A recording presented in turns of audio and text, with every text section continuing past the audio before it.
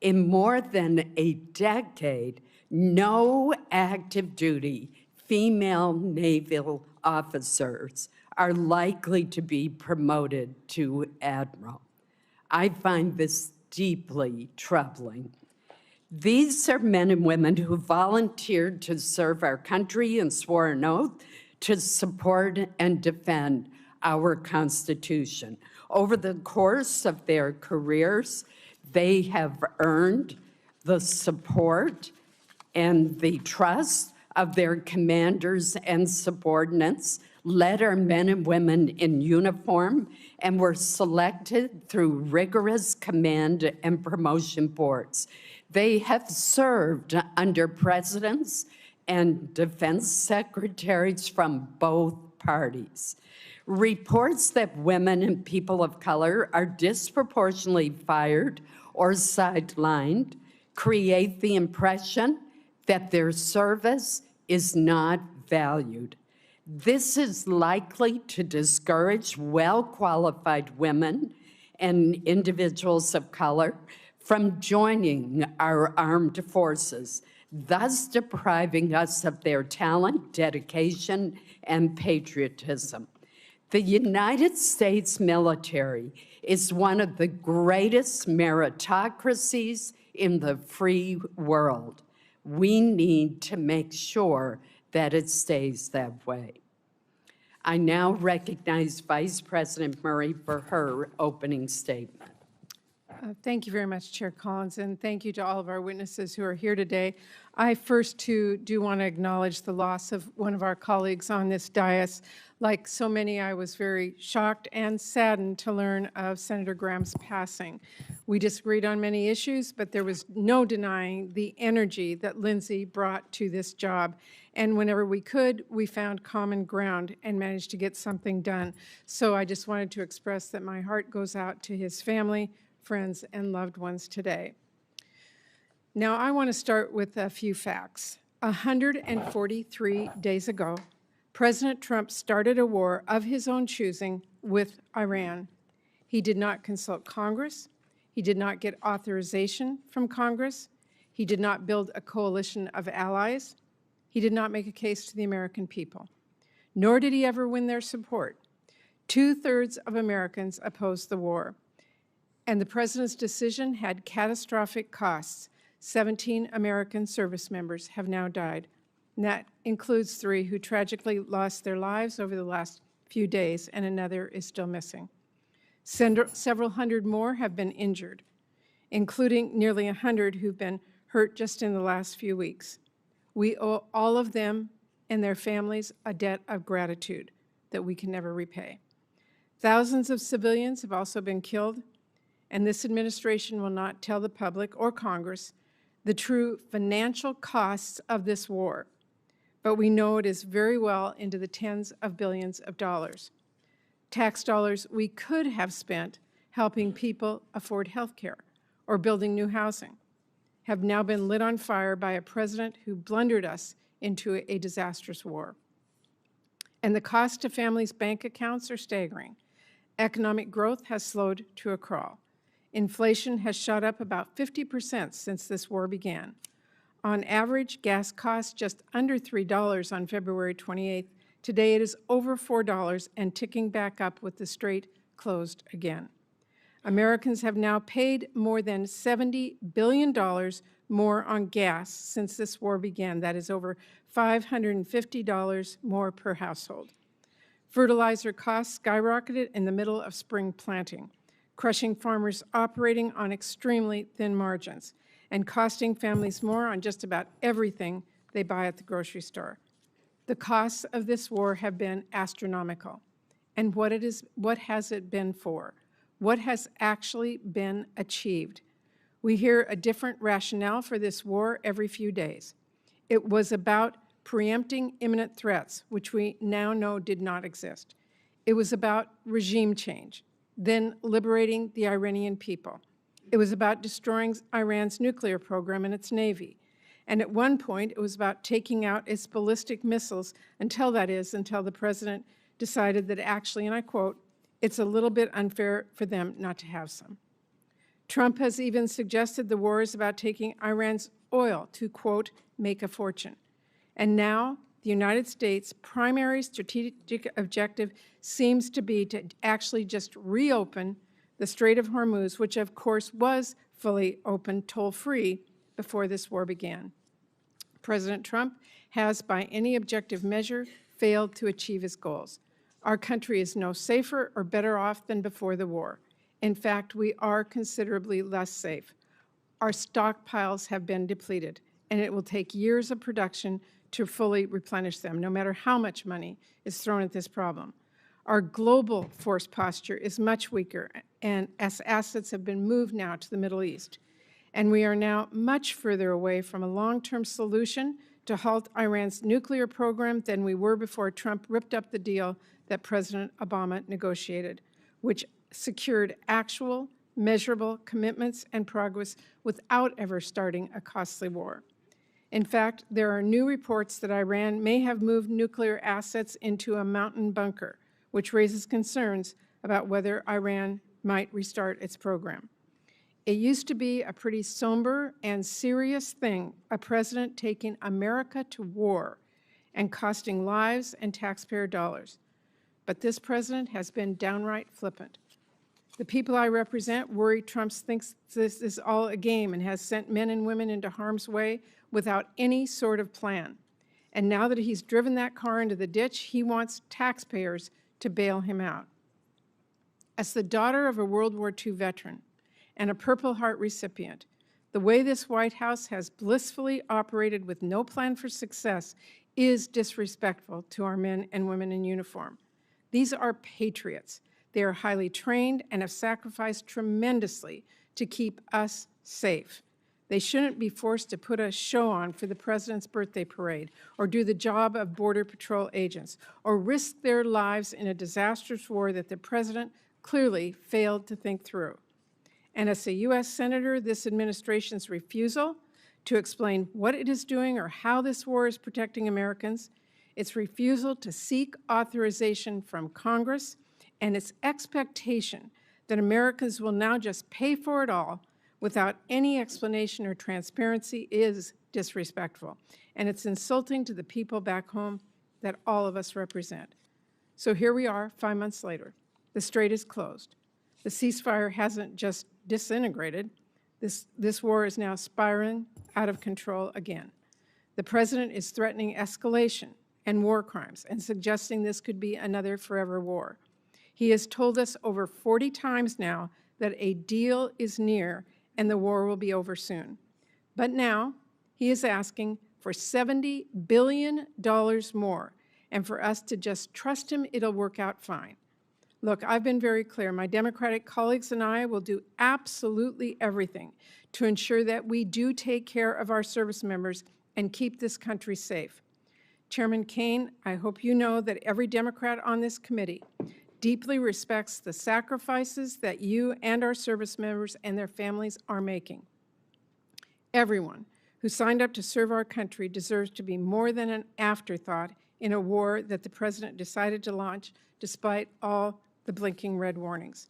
But my colleagues and I cannot and will not support rubber stamping a request to bankroll this war and whatever other misadventures Trump wants to get us into next. The American people want to see a quick and strategic end to this war, not $70 billion of their tax dollars sent to keep it going. And I want to make a few important points. First, the president's request is not even primarily a request to cover the costs of the Iran war. This request is chock full of asks to fund unrelated DoD priorities, which should be considered through our annual appropriations process, not in an emergency supplemental. And that includes almost $1 billion for Southcom, nearly $1 billion to keep deploying the National Guard here in D.C., and more than $1 billion for the southern border.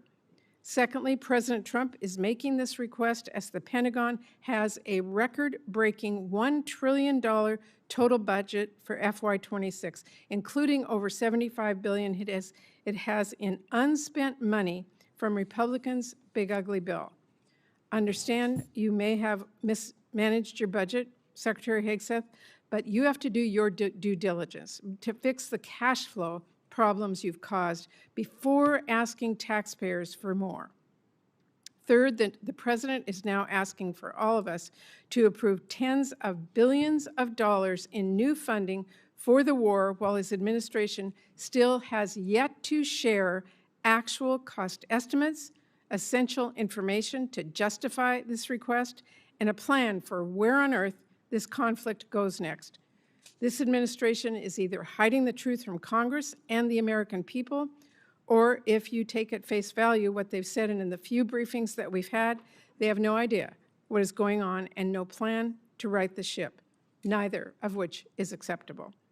Now, Trump is also asking Congress for over $10 billion to help struggling American farmers who have been crushed first by the tariffs and then by this war, which has shot fertilizer and diesel costs through the roof. I'm digging into that request, but let me be clear. As we're looking at what farmers might need to weather Trump's storm, we must also help families put food on the table. And to do that, we should delay and ultimately reverse Republicans' deep cuts to SNAP, which have already kicked at least 1 million kids off of food assistance.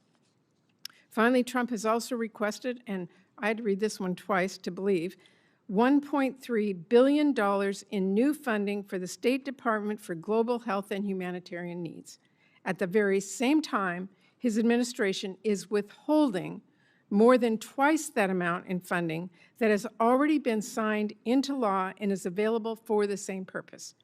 He's also asking for authorities to make U.S. taxpayer dollars subsidize the Venezuelan oil industry and to finance the establishment of private investment funds like the one he just handed over to one of his ballroom donors. Unfortunately, Secretary Rubio is not here with us today to explain those requests, to talk about how this war forced one of the largest evacuations of our diplomatic posts ever, or to explain whether, as a national security advisor, he still thinks this war is, quote, the right decision, and whether he still, quote, believes in it strongly.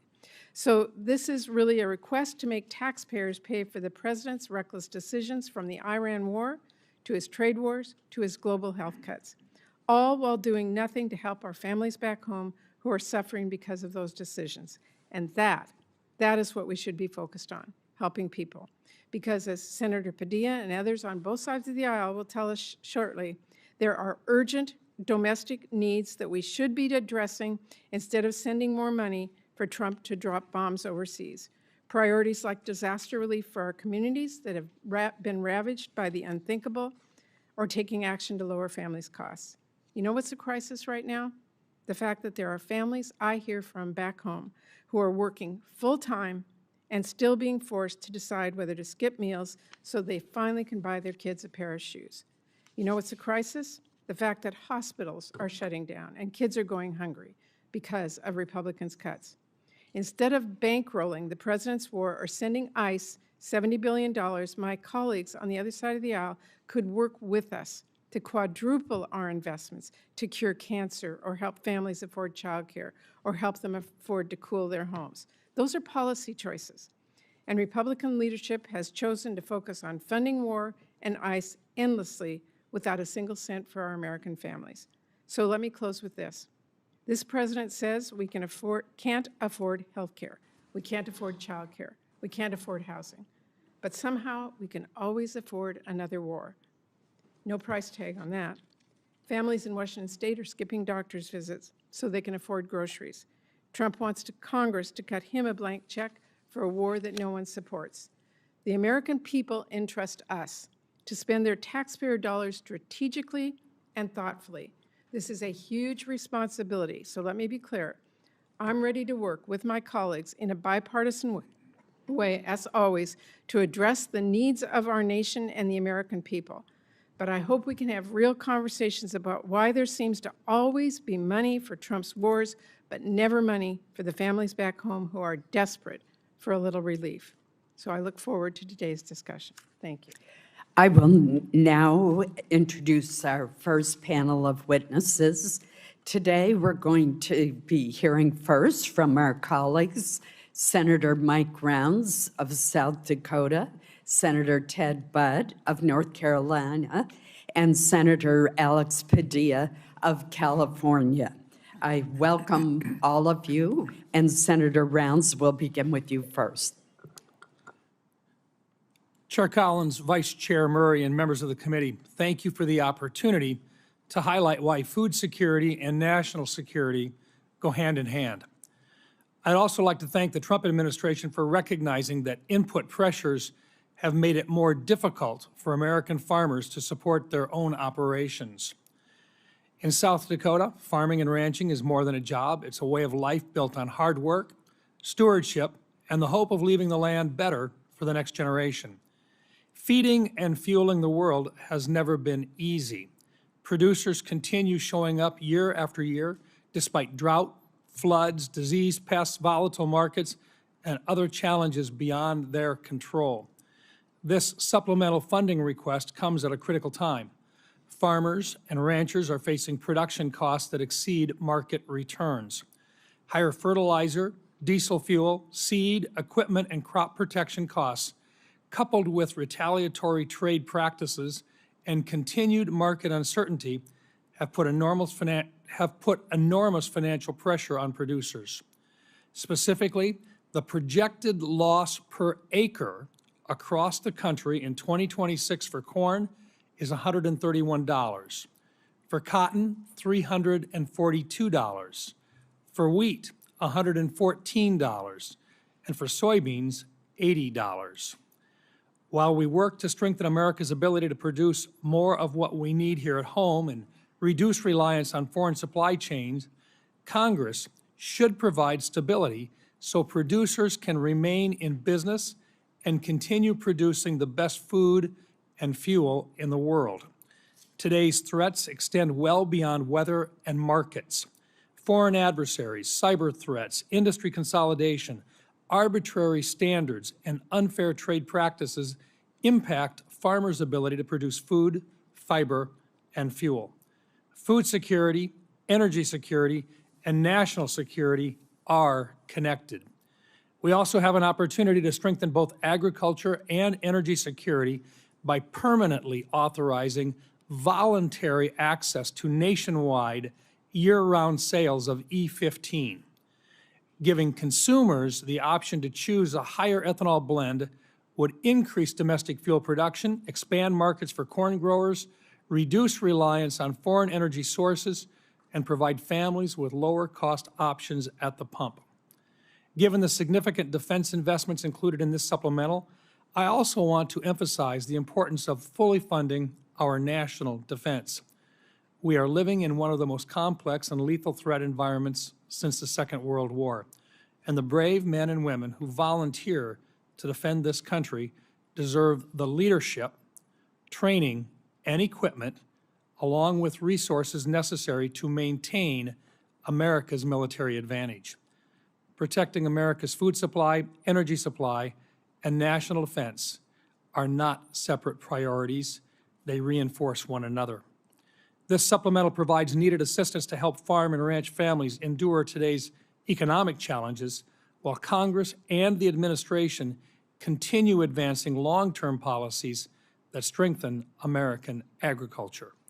I urge my colleagues to support this supplemental request to provide stability to our ag producers at this time.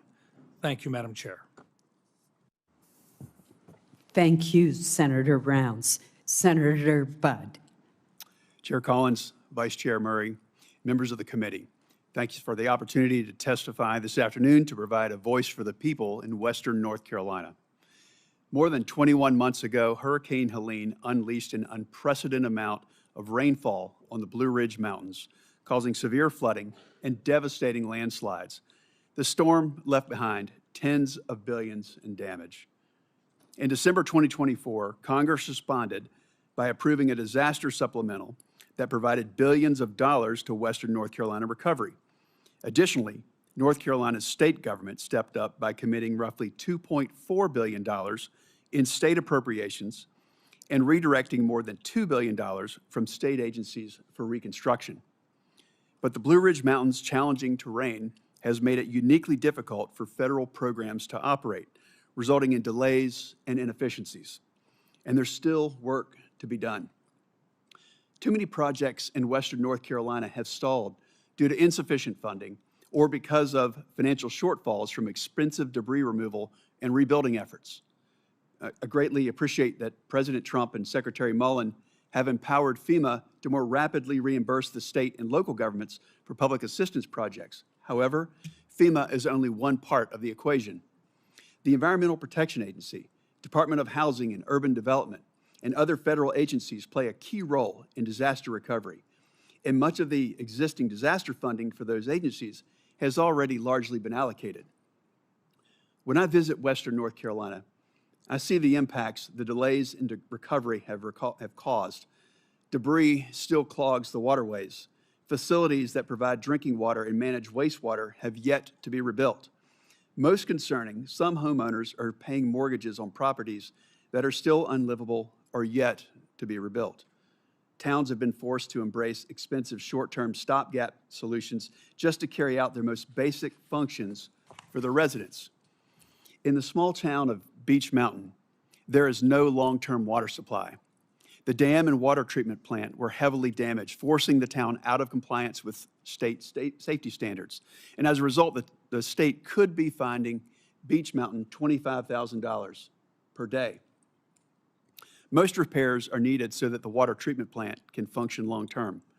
If funded, this process will take at least a year and require significant diversion of utilities and/or daily water trucks just so hundreds of residents will have to have clean drinking water during construction. 3 years is too long to wait after a disaster, and we can't delay any longer. Tourism, the lifeblood of much of Western North Carolina, has begun to rebound, but there's still far too many areas that are unable to accommodate the travelers they once welcomed.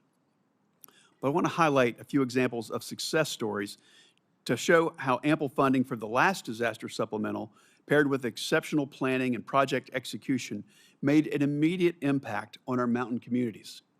Last July, portions of the Blue Ridge Parkway reopened after 57 landslides struck 200 miles of the parkway. This Memorial Day weekend, Lake Lure reopened to the public after an incredible debris removal and refilling project. And I want to be clear that I fully support President Trump's request to replenish our munitions stockpile and strengthen our military. And I'm also appreciative of his efforts to provide economic assistance to farmers impacted by disasters and unfair trade practices. However, to address the long-term recovery needs of Western North Carolina, more federal funds are needed. Every time I'm in Western North Carolina, people ask me to make sure that they're not forgotten. This is Congress's chance to remind them that we're serious about helping them get back on their feet. I'm deeply grateful to the members of the committee for holding this hearing, and I look forward to continuing to work with you throughout this whole process. Thank you. Thank you, Senator Budd. Senator Padilla. Thank you, Madam Chair, Vice Chair Murray, members of the committee. Appreciate the opportunity to testify on behalf of the people of California, and especially the survivors of last year's devastating fires in Los Angeles County. And I want to acknowledge that some of them are here in the audience today advocating for relief, and I'm proud to work alongside them. As many of you recall, 18 months ago, 60,000 acres across Southern California burned. That's roughly 3.5 times the size of Manhattan. Over 16,000 homes, businesses, schools, and other structures were destroyed. And most devastatingly, 31 Californians lost their lives. To respond, more than 7,500 firefighters worked literally around the clock for more than 3 weeks to extinguish the fires. And those firefighters weren't just from California. Many came from our neighboring states of Oregon, Washington, Arizona, some as far away as Utah, Texas, and Montana. Colleagues, because as Americans, that's what we do. We help each other. We don't condition our response based on who a community voted for in the last election. When Americans need help, we help.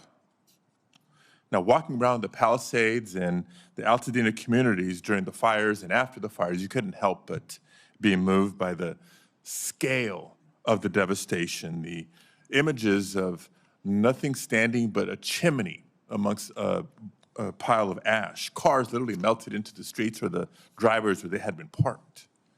In the wake of disasters like this, Congress has historically come together on a bipartisan basis to provide aid and long-term recovery funding to help communities recover and rebuild, regardless of whether the disaster was in a state represented by Republicans or Democrats. But instead of following that historical practice, this administration has left California waiting for more than a year and a half, while asking Congress to fund hundreds of billions of dollars for other purposes. I want to be crystal clear.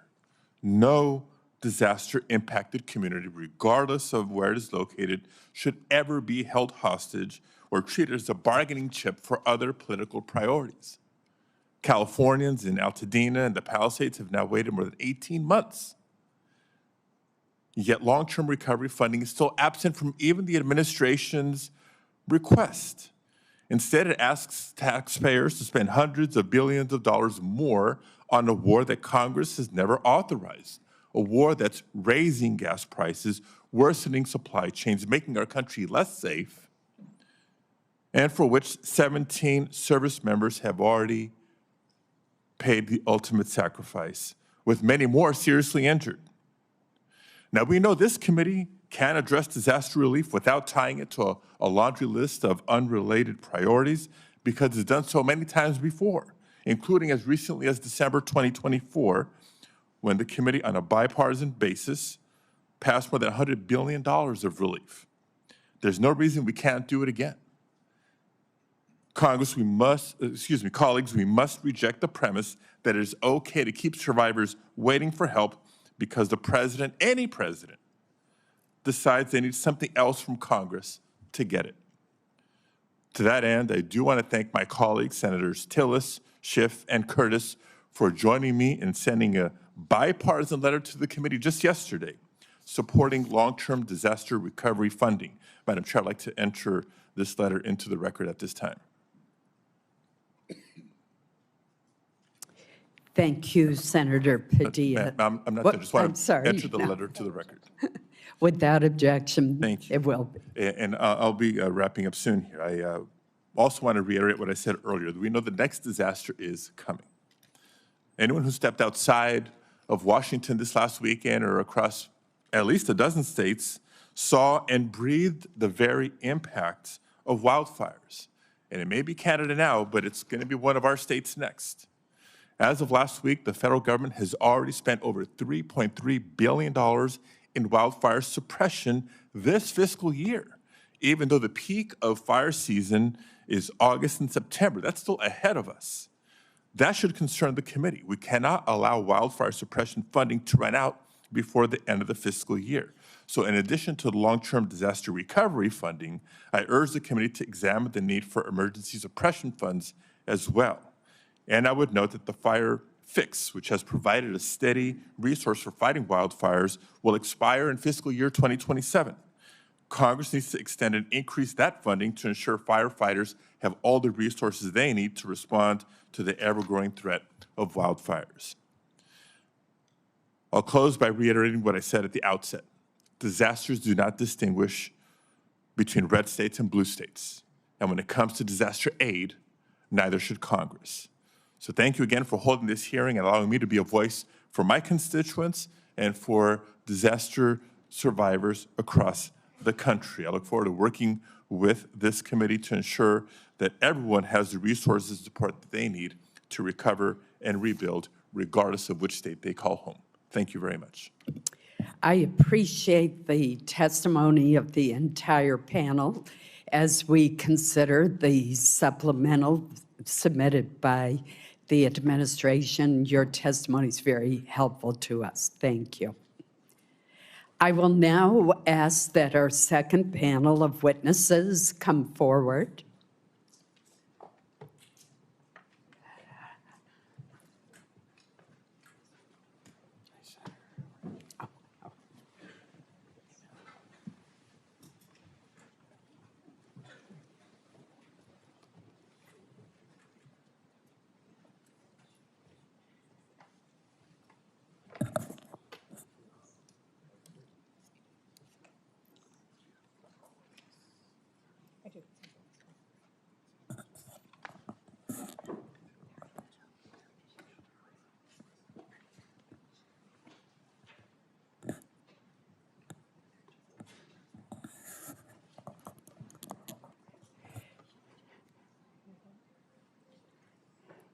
Well, leave it to our military witness to be on time.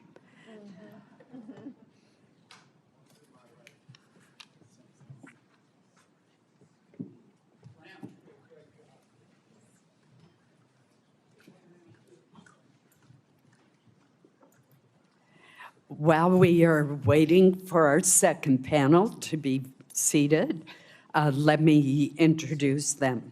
We are joined today by the Secretary of War, Pete Hegseth, the Secretary of Agriculture, Brooke Rollins, and the Chairman of the Joint Chiefs of Staff, General Dan Caine. These administration officials represent the largest components of the administration's request, and we welcome them to the committee today. Secretary Hegseth, we will begin with your testimony. Please proceed. Well, Chair Collins, Vice Chair Murray, members of the Senate Committee on Appropriations, thank you for the opportunity to testify on President Trump's supplemental funding request for the Department of War. As you know, we live in a dangerous world that requires bold and swift action. Hence, this supplemental request for fiscal year 2026. This request is an urgent, necessary injection of resources to address the immediate needs of our department. The supplemental funding request is not a substitute.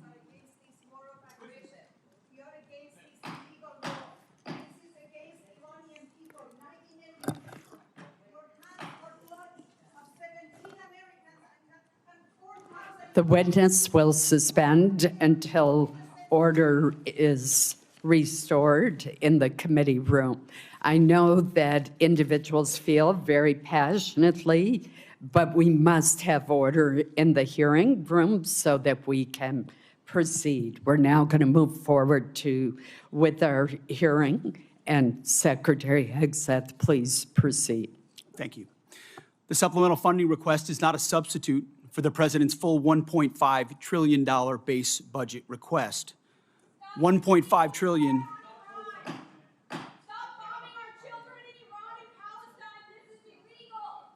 Mr. Secretary, please suspend until order is restored in the hearing room. We will begin the timing clock since you've been interrupted twice.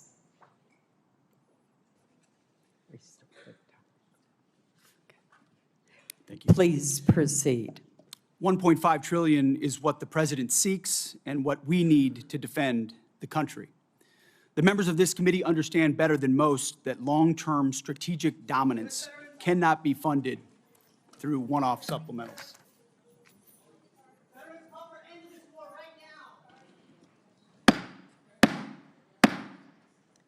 We will have order in the hearing room.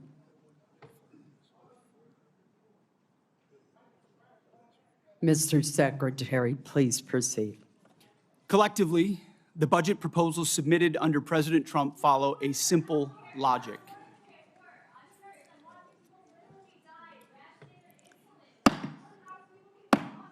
I would ask that the Capitol Police, whose professionalism I admire, remove those who are seeking to disrupt the hearing. Please proceed. President Trump's following a simple logic. The military requires a generational investment to deliver on peace through strength. We know the best way to create peace is to prepare for war, to deter it. And that's exactly what the Department of War is doing, building a force so capable that it would be absurd for anyone to challenge it. As the direct result of neglected priorities and gross negligence that ignored threats left over from the previous administration, President Trump inherited a set of global and domestic crises, deferred maintenance almost across the board. Instead of steering the ship through gathering storms, former leaders let our military languish through social experiments and globalist appeasement, sheer weakness. Under President Trump, we have built a different type of department. The Pentagon is no longer run by bureaucrats. Instead, it's led by combat-tested veterans and world-class business leaders who are running the department like a business, and tech titans who are bringing lethal innovation to the battlefield. We're also at a different moment, and we cannot afford inaction. If we don't make critical investments right now in tech, in compute, in AI, in autonomy, in space, our adversaries who are already making these types of investments could outpace us. Without these funds, we face critical shortfalls that threaten our ability to also simply pay our service members, rapidly replenish equipment and munitions, and sustain vital operations without disruption.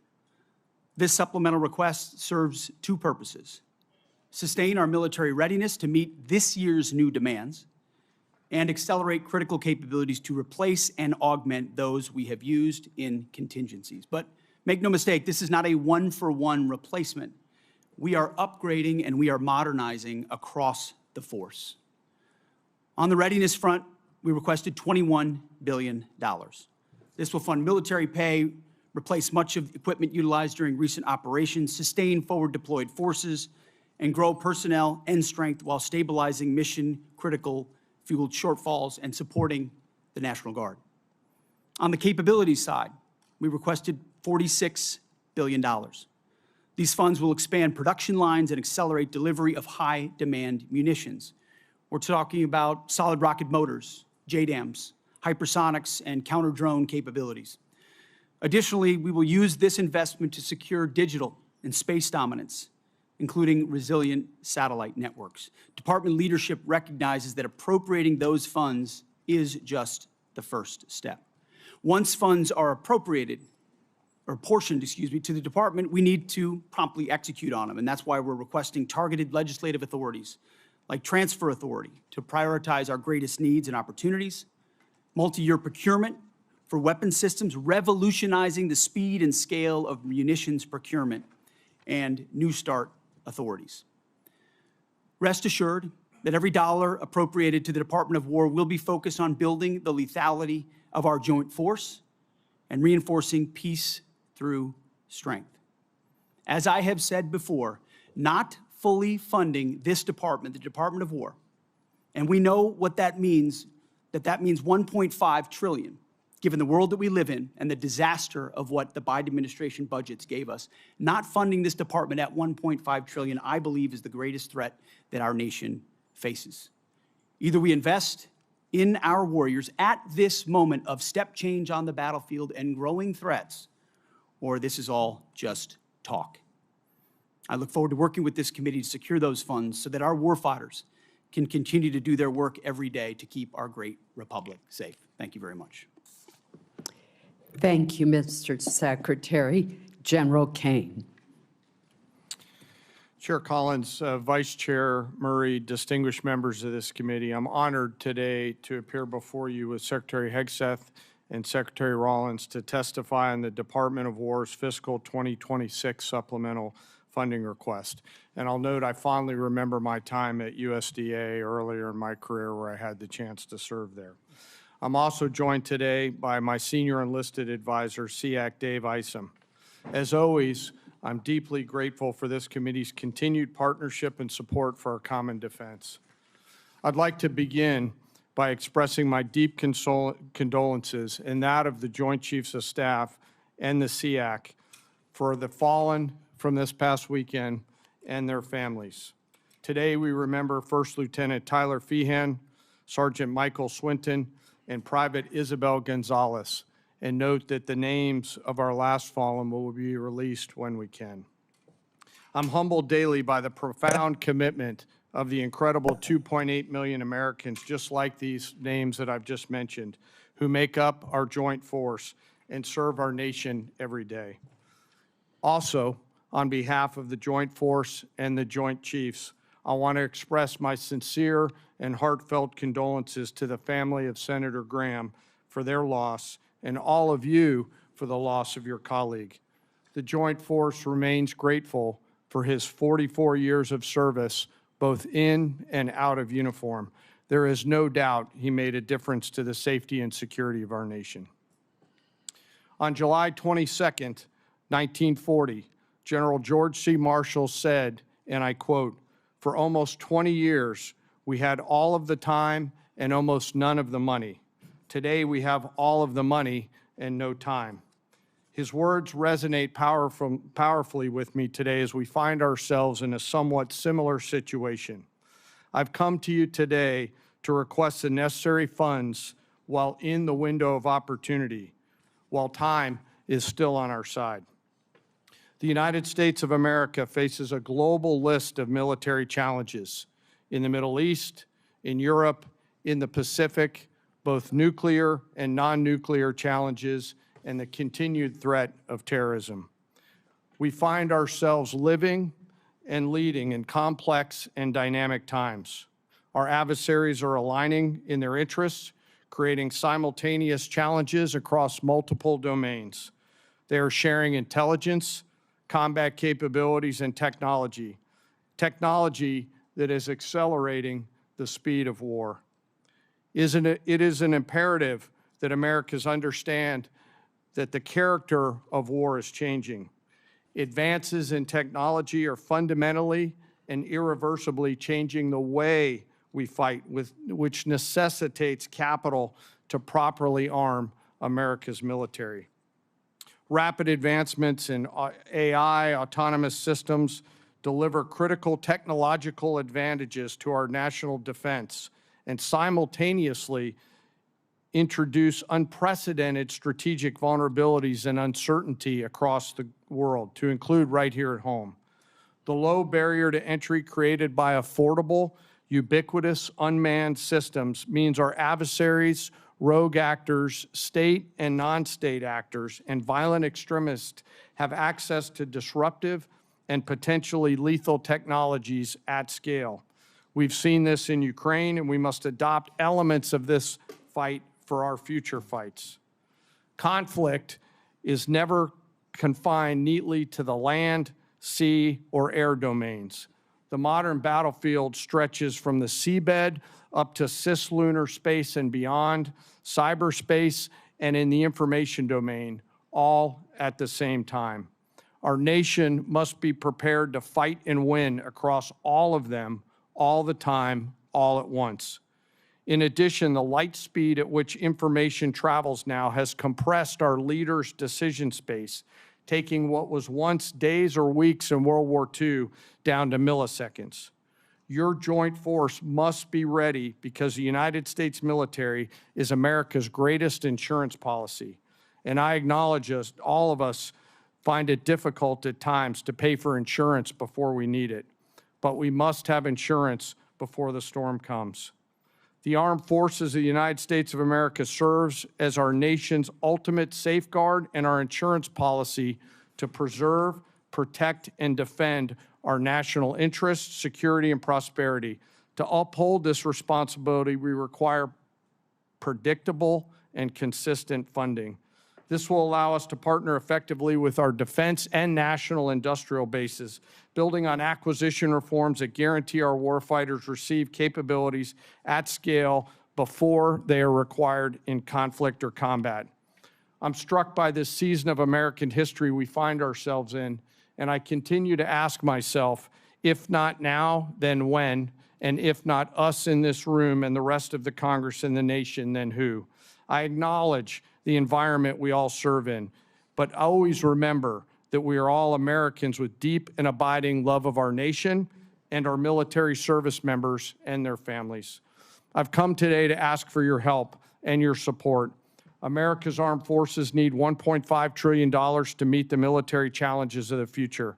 This supplemental is a part of that, and to be allowed to use this capital to pay for military personnel, operations and maintenance expenses, and accelerate investments on critical technologies, as the Secretary just mentioned.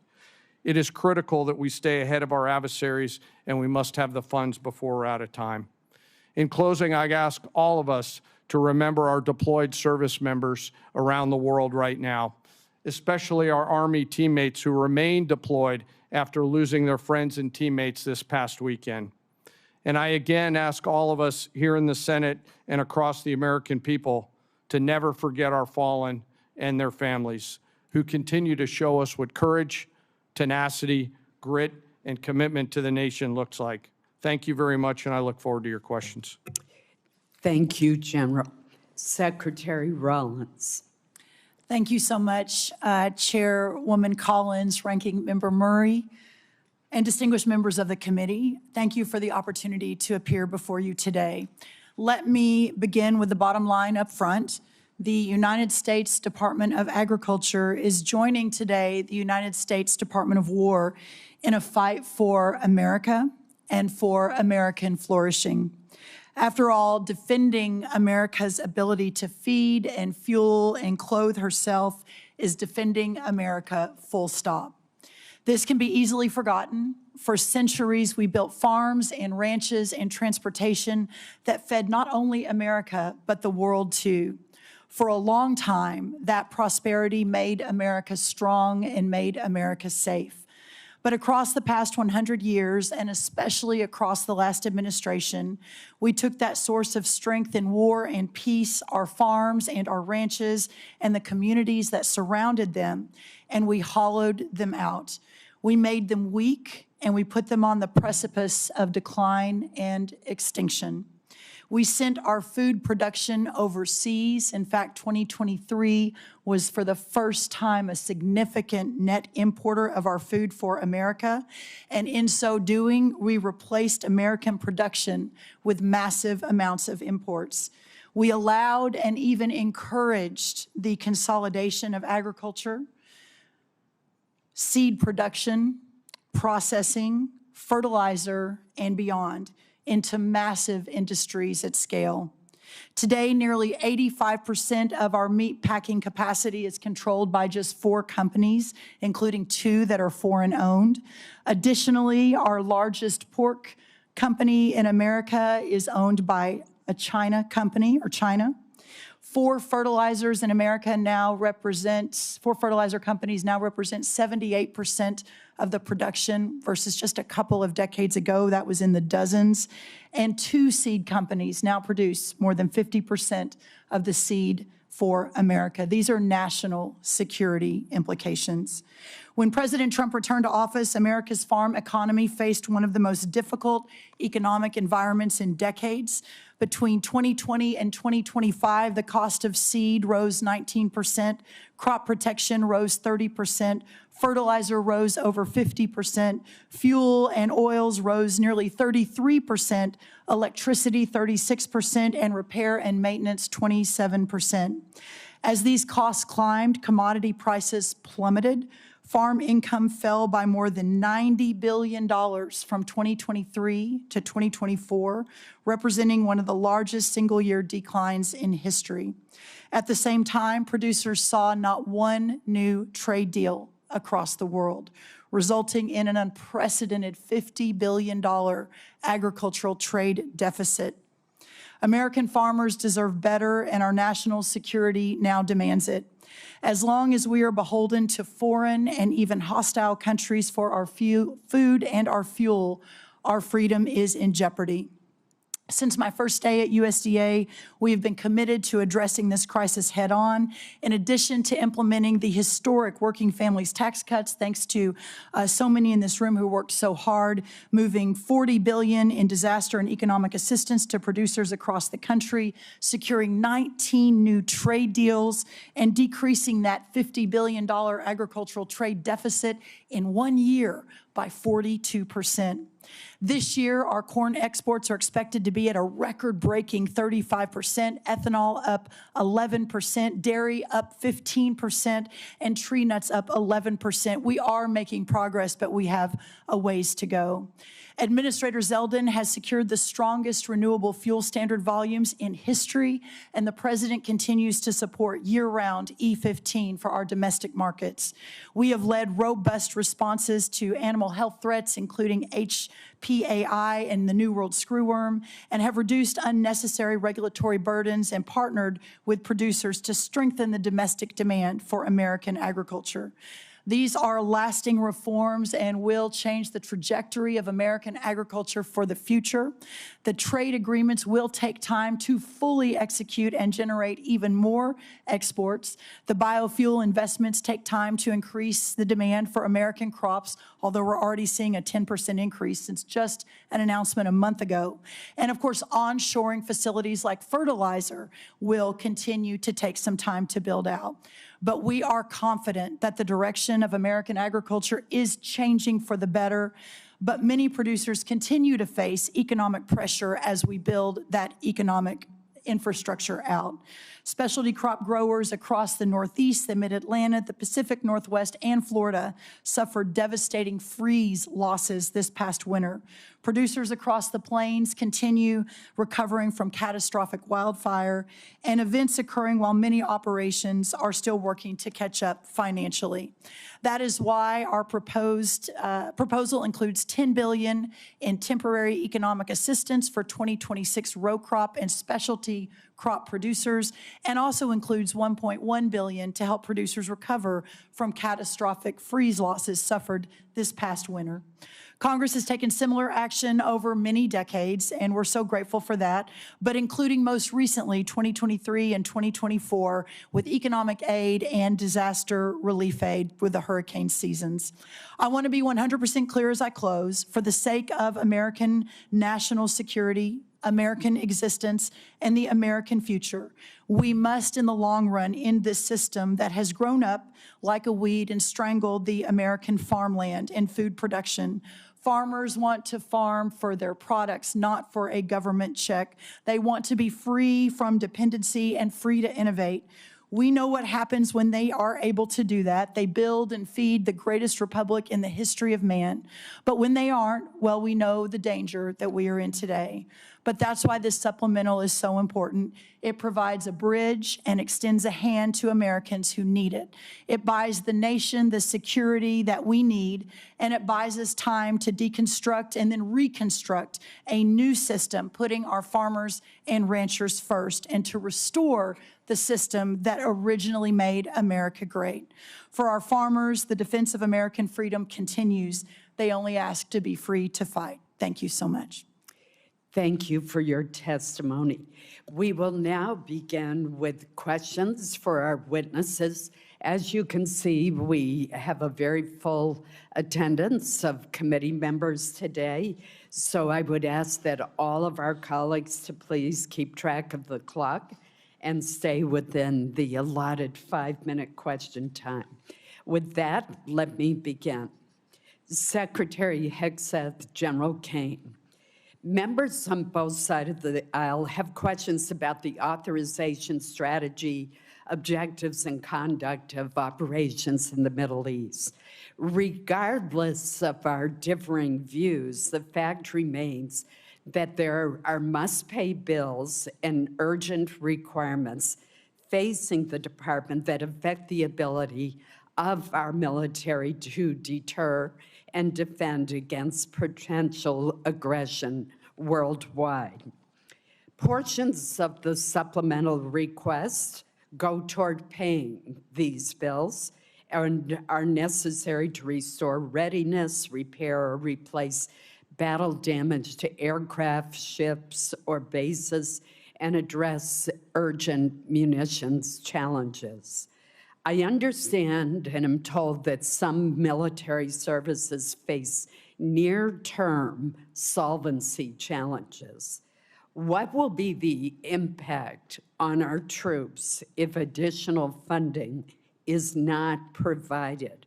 Are there military exercises, for example, that are at risk of cancellation?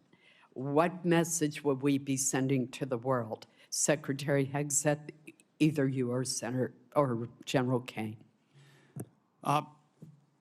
Chairwoman, I very much appreciate that question, and it's because it's connected to the real-world realities of this budget cycle. There is training right now and training in the future that would have to be curtailed if we do not get our budget needs met and met urgently. And yes, some of that has to do with the current budget cycle and how things come together. But we are a department that for 4 years met funding shortfalls under the previous administration. It was not a priority to fund the Department of Defense under Joe Biden. It also took the munitions and a lot of there were 5 supplementals out of this committee that took munitions one for one and sent them to Ukraine and had tried to replace them with the same bureaucratic process that was too slow and didn't replace them in real time. And then there were threats that were ignored around the world. So you're looking at a lot of negligence and a lot of deferred maintenance that this department is having to catch up on. And so that's why I call this a generational investment. It truly is. This is $1.5 trillion budget with this supplemental being part of it is how we catch up and get ahead. And ensure in the process we're putting soldiers and sailors and airmen first, Marines first, Guardians, that their pay increases, that the end strength increases that have gone up because recruiting is at historic levels are fully funded. So rather than trying to play catch up and make sure we're not losing training, we should be ahead of that curve. And that's where we think 1.5 trillion can get us. Thank you. Senator Caine, General Caine, I'm going to ask you to respond for the record because in my remaining time, I do want to ask Secretary Rollins a question. Secretary Rollins, as we heard from the previous panel, our country has many outstanding recovery needs from disasters and other weather-related events over the past 2 years. As this chart shows, and this is a chart from your department, many have unmet weather-related agricultural losses. In Maine, many of our producers are struggling amid a combination of market volatility and disaster conditions last year, which included excessive rainfall in the spring, followed by a severe drought. They need relief. Yet the administration's supplemental request does not include funding to address these recovery needs. It does have $1.1 billion to help Florida agricultural producers rebound from a severe freeze this past winter, but nothing for prior disasters in other states. Can you explain USDA's thinking behind focusing your request just on the 2026 freeze rather than on the 2025 disaster declarations that you made? Yes, Senator, thank you for that question. Obviously, the discussions that went on over at OMB and with our teams continue, but what I will say is we are obviously 100% in support of any sort of disaster relief program for our farmers, whether it's hurricane, tornado, drought, freeze, et cetera. So look forward to working with you on that and specifically understanding the larger context here that there's a lot of farmers, a lot of producers who are really hurting, not just in Florida and not just from the freeze. So it's important that we work together to solve for that. Thank you. Senator Murray. Thank you, Chair Collins. Secretary Hegseth, your department received $150 billion last year in the Republicans' Big Beautiful Bill. It also received a record $839 billion for fiscal year 2026, more money than you asked for last year. Combined, that is a $1 trillion budget for the year, and as I already mentioned, your department has yet to spend half of the reconciliation funds. And despite that, you are here today asking for tens of billions of dollars more for things that you've already asked for in your FY27 request or that have nothing to do with Iran. This administration has tried to sell this as an emergency request, but it may be better understood as an attempt to skirt the normal appropriations process. Here are just a few of the things requested in this Iran supplemental. $800 million for the National Guard to patrol D.C. even longer.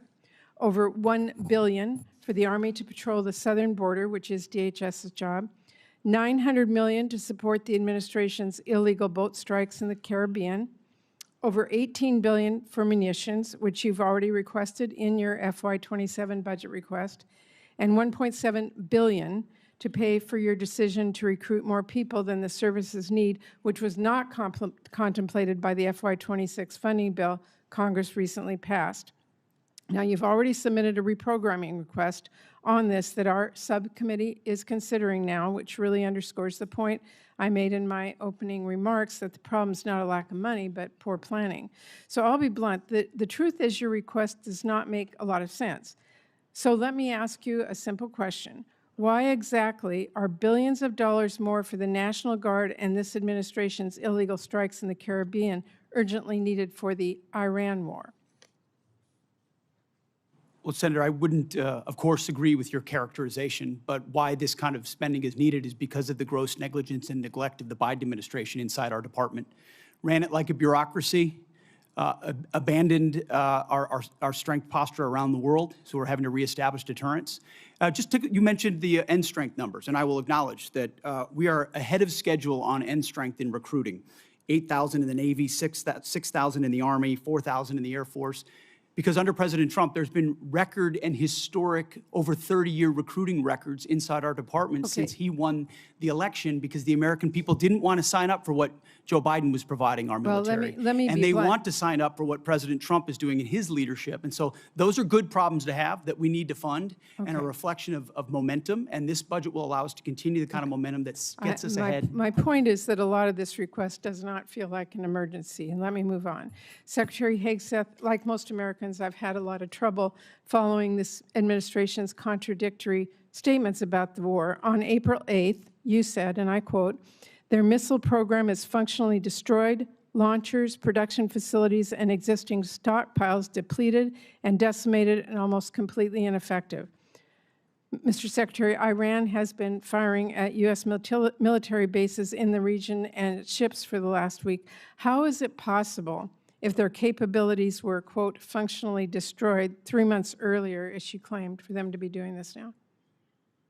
Well, Senator, Iran is at the weakest point militarily it has ever been in the past decade. Certainly, maybe in 47 years, as they've gathered effectively a terror army. And that terror army was built to try to create conventional capabilities to defend against a pursuit of nuclear weapons, which meant thousands of ballistic missiles, many of which we have destroyed, others of which they have put inside facilities and hidden in underground facilities. And that's what terror regimes would do. So I acknowledge they still have capabilities, no doubt. But the amount of damage that we've done to them over the course of these series of operations has put them in the worst place they've ever been. Okay, well, let me move on. On May 5th, you claimed that Iran doesn't control the strait, and you said that there was a, quote, powerful red, white, and blue dome over the strait. If that was true, how did Iran shrink ship traffic in the strait to a trickle again last week? We pushed almost, I believe, between 400 and 500 million barrels of oil under the nose of Iran over the course of Project Freedom, which went underground, which I acknowledged after we did so covertly, because it was more effective to do so quietly than to do so publicly. So we've been in control of moving traffic through there for quite some time. Will they retain the ability to recklessly shoot at commercial shipping? And that's what happened. We had a ceasefire, and then they shot at commercial shipping recklessly also as a state. said at That's that what changed same press conference, and I'm going to quote you, you urged Iran to, quote, let innocent ships pass freely. These international waters belong to all nations, not to Iran to tax, toll, or control. Last week, President Trump said the U.S. would charge a 20% toll to each ship to pass through the state. So based on your opposition to tolls, did you talk to the president out of that idea, or did someone else? Iran's not charging tolls, and they're shooting at ships right now. But Trump said that he wanted to charge a 20% toll. We have a blockade right now of all Iranian ships and Iranian ports, and it's effective. My time is out. Senator Murkowski. Thank you, Madam Chairman, and thank you all for being here. Challenging times, I think we all recognize that. Secretary Hegseth, I want to ask, just specific to Iran authorization, the administration has made the case that the action in Iran falls under the President's Article 2 authorities, and we can have disagreement. Reasonable people can disagree about the boundaries of the presidential war powers and have for a long period of time. But I look at the War Powers Resolution, and it's not ambiguous. It requires the President to terminate hostilities within 60 days absent congressional authorization. So hostilities began February 28th. May 1st, Congress was informed that hostilities had ended, but yet despite the fact that hostilities had ended, we were still seeing sailors being fired upon still activity. Then in June, an MOU is signed to preserve the ceasefire while negotiations continue. That MOU has now collapsed, and we are seeing the resumed attacks in the Straits of Hormuz. On July 10, the administration sends Congress a new war powers notification, effectively restarting, the 60-day clock again. So I'm concerned about this sequence because you have a situation where the claim essentially allows the president to extinguish the war powers clock just at the moment that it becomes legally inconvenient through declaration of temporary ceasefire. Then it's reset, avoiding the congressional authorization that the Constitution requires and the war powers intends. So we had an opportunity in previous appropriations hearing for me to ask if you felt the administration had all the authority that it needed. You indicated at that time that no, additional authority was not needed. Are you still, is the administration still taking that position about needing no authorization from Congress at this time? Senator, I know there's a long-standing legal debate on this particular topic, but we certainly as a department share the position of the White House that we have all the authorities necessary at this moment. So let me just kind of do a follow-on. In the Clinton administration, this is 1999, there was an operation that was launched, Operation Allied Force, NATO airstrikes against Yugoslavia. There was not a prior congressional authorization that was sought. President Clinton notified Congress under the War Powers Resolution and then subsequent to that, sent Congress an emergency supplemental funding request. It was about $6 billion to cover the cost of Kosovo operations. Congress then passed a supplemental package that covered the president's request plus additional military funding. But Congress never passed a standalone authorization for use of military force in Kosovo. When the war powers clock was set to run out then in May of 1999, the Clinton Justice Department's Office of Legal Counsel issued an opinion holding that the supplemental appropriation itself, passed without any authorizing language, satisfied the War Powers Resolution requirement. So is the department looking to that or intending to rely on that same reasoning that funding alone can substitute for explicit congressional authorization? Senator, I would have to defer to our legal department, and we'll get back to you with our views on that. But as of right now, we think standalone Article 2 authorities exist for us to conduct this operation on behalf of the defense of the American people, that the president has those authorities, and seeking this funding is important in pursuit of that and our $1.5 trillion budget. But I wouldn't connect the two without consulting with our legal folks first. In my remaining time, let me turn to you, Secretary Rollins. I appreciate that you have acknowledged that fishermen are farmers of the sea. I don't know whether you are aware whether any fishermen will be eligible for any of the supplemental funding. They too have faced many of the same challenges that our farmers have with high fuel costs, the impact from tariffs, disasters that we have seen. In the 15 seconds remaining, any help for our fishermen? Well, I remember having the conversation with you when we were going through the process, and my commitment to you and to Senator Collins and some of our others on across the aisle was that it's time for USDA to recognize our fishermen as part of our farmers of the sea. That's never happened before. We now have an office at USDA focused on fishermen. And so I think as you all move forward with the supplemental, the conversation, and obviously up to you all what that looks like, but very supportive of treating our fishermen similarly to the rest of our farmers. Thank you. Thank you, Madam Chair. Thank you. Senator Durbin. Thanks, Madam Chair. Mr. Secretary, I'd like to ask you to help me reconcile some numbers. It's my understanding that this whole supplemental funding request is $87.6 billion, and most of the funding, $67 billion, is for the Department of Defense. Yet we are told the Department of Defense still has $75 billion in unobligated funding from last year's reconciliation package. Is that true? Roughly correct numbers, yes. So you've left some change on the dresser before you prepared to come for this hearing. What's going to happen to that $75 billion? Well, that 75 is, there's plans and designs on that, part of the rebuild of our military, which had to be undertaken. And so the One Big Beautiful Bill gave us specific avenues. I'd have to get you the exact numbers of what that is left to be allocated. Does it have to do with the war in Iran?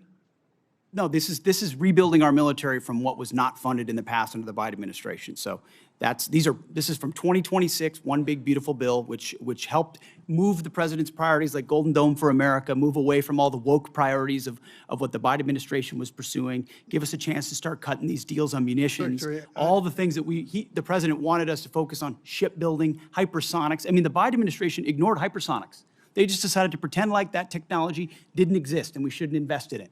There are things, I don't know what Lloyd Austin did for 4 years. I really don't. Well, I'm sure the amount of neglect, the amount of stale thinking and bureaucracy, proceed if I might, it was before staggering when we took over. So One Big Beautiful Bill gave us a chance to get caught back up. Let me interrupt your speech for a minute, Mr. Secretary. It's my turn to ask questions. I've been listening patiently while you made your presentation.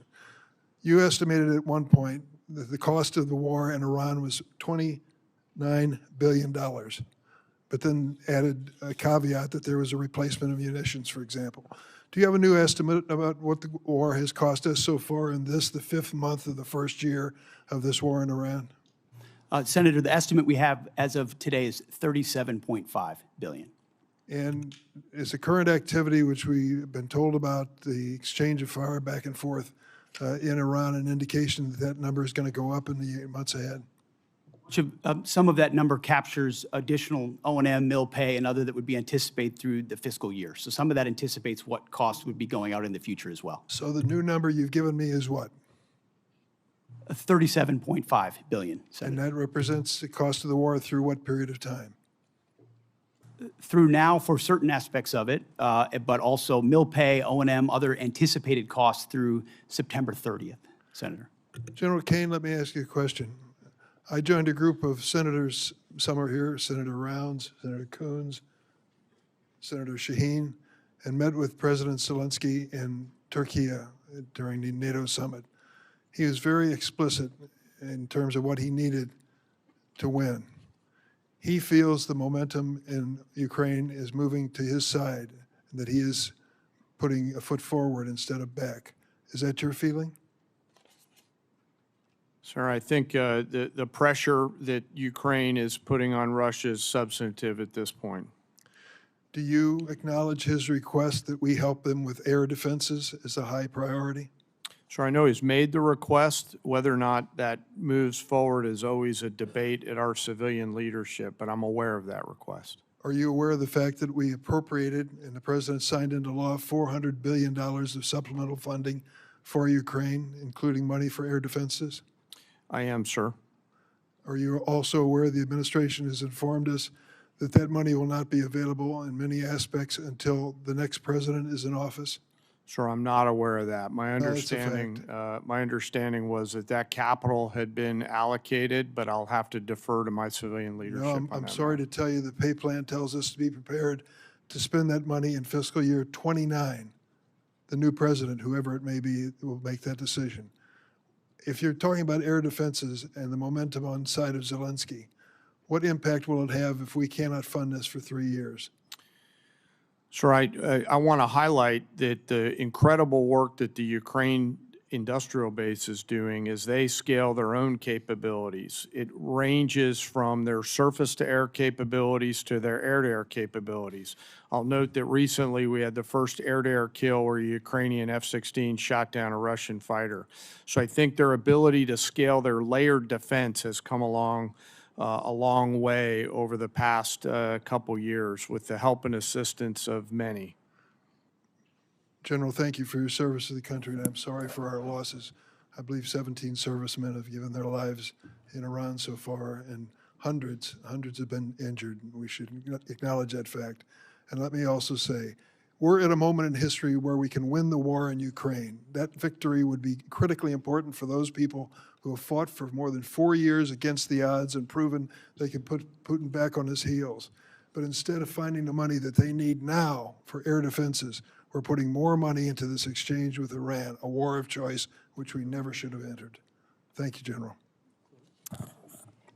Senator Moran. Chairwoman Collins, thank you very much. Let me first begin with just a statement to you, Secretary Rollins. Thank you for your leadership. Thank you for your attention to disaster assistance.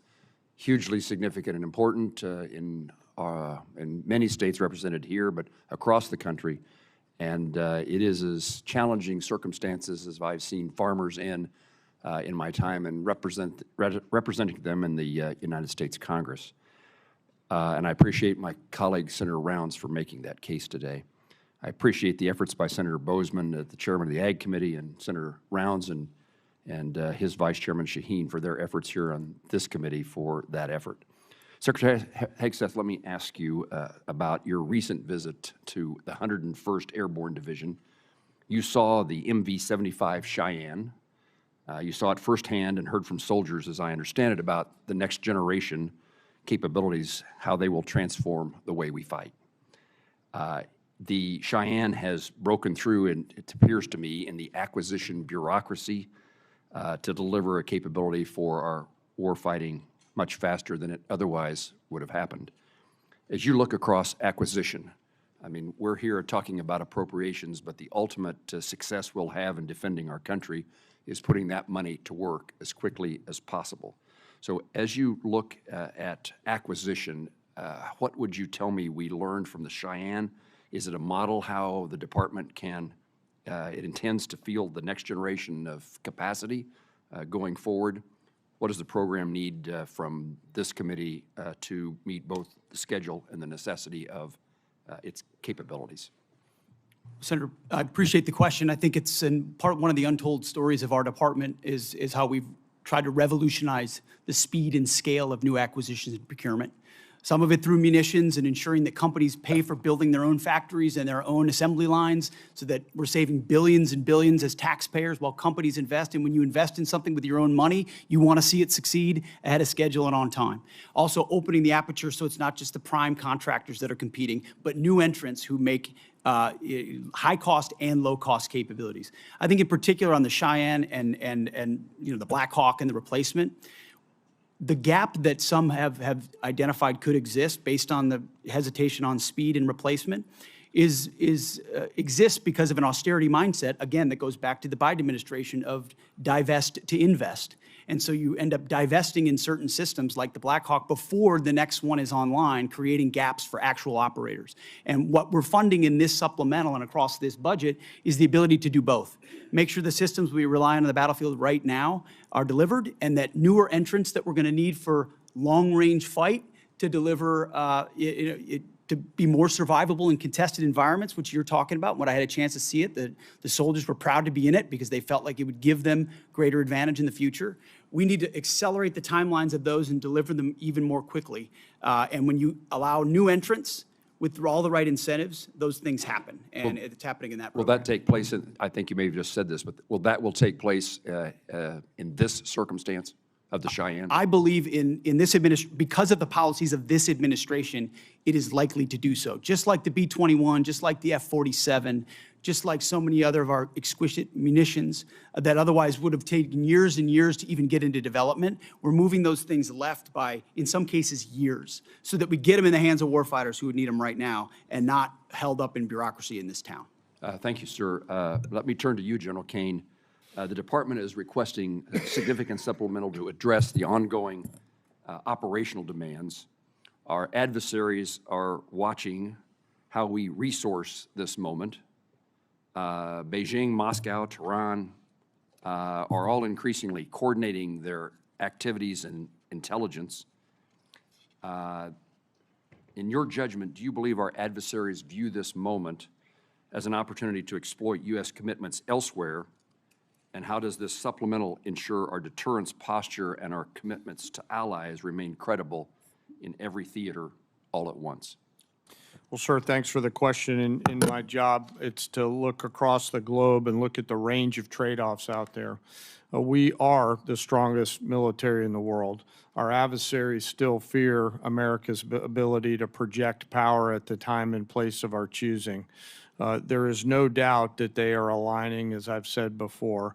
And I think this supplemental and whatever funding structure the Congress, working with the executive branch, decides to structure and give us the capital, we'll use that capital to ensure that we sustain that, sir. You're assuring us that this supplemental and further efforts will reduce the risks to our nation and its national securities issues? Yes, sir. I view this, and I've spoken to some of you on the phone leading up to this. I view this as future investments to buy down risk, similar to what I said Marshall thought through in those heady days in 1940, where the need to invest capital early to deliver scale is an opportunity that I hope we don't miss, Senator. General, thank you. Thank you, Chairwoman.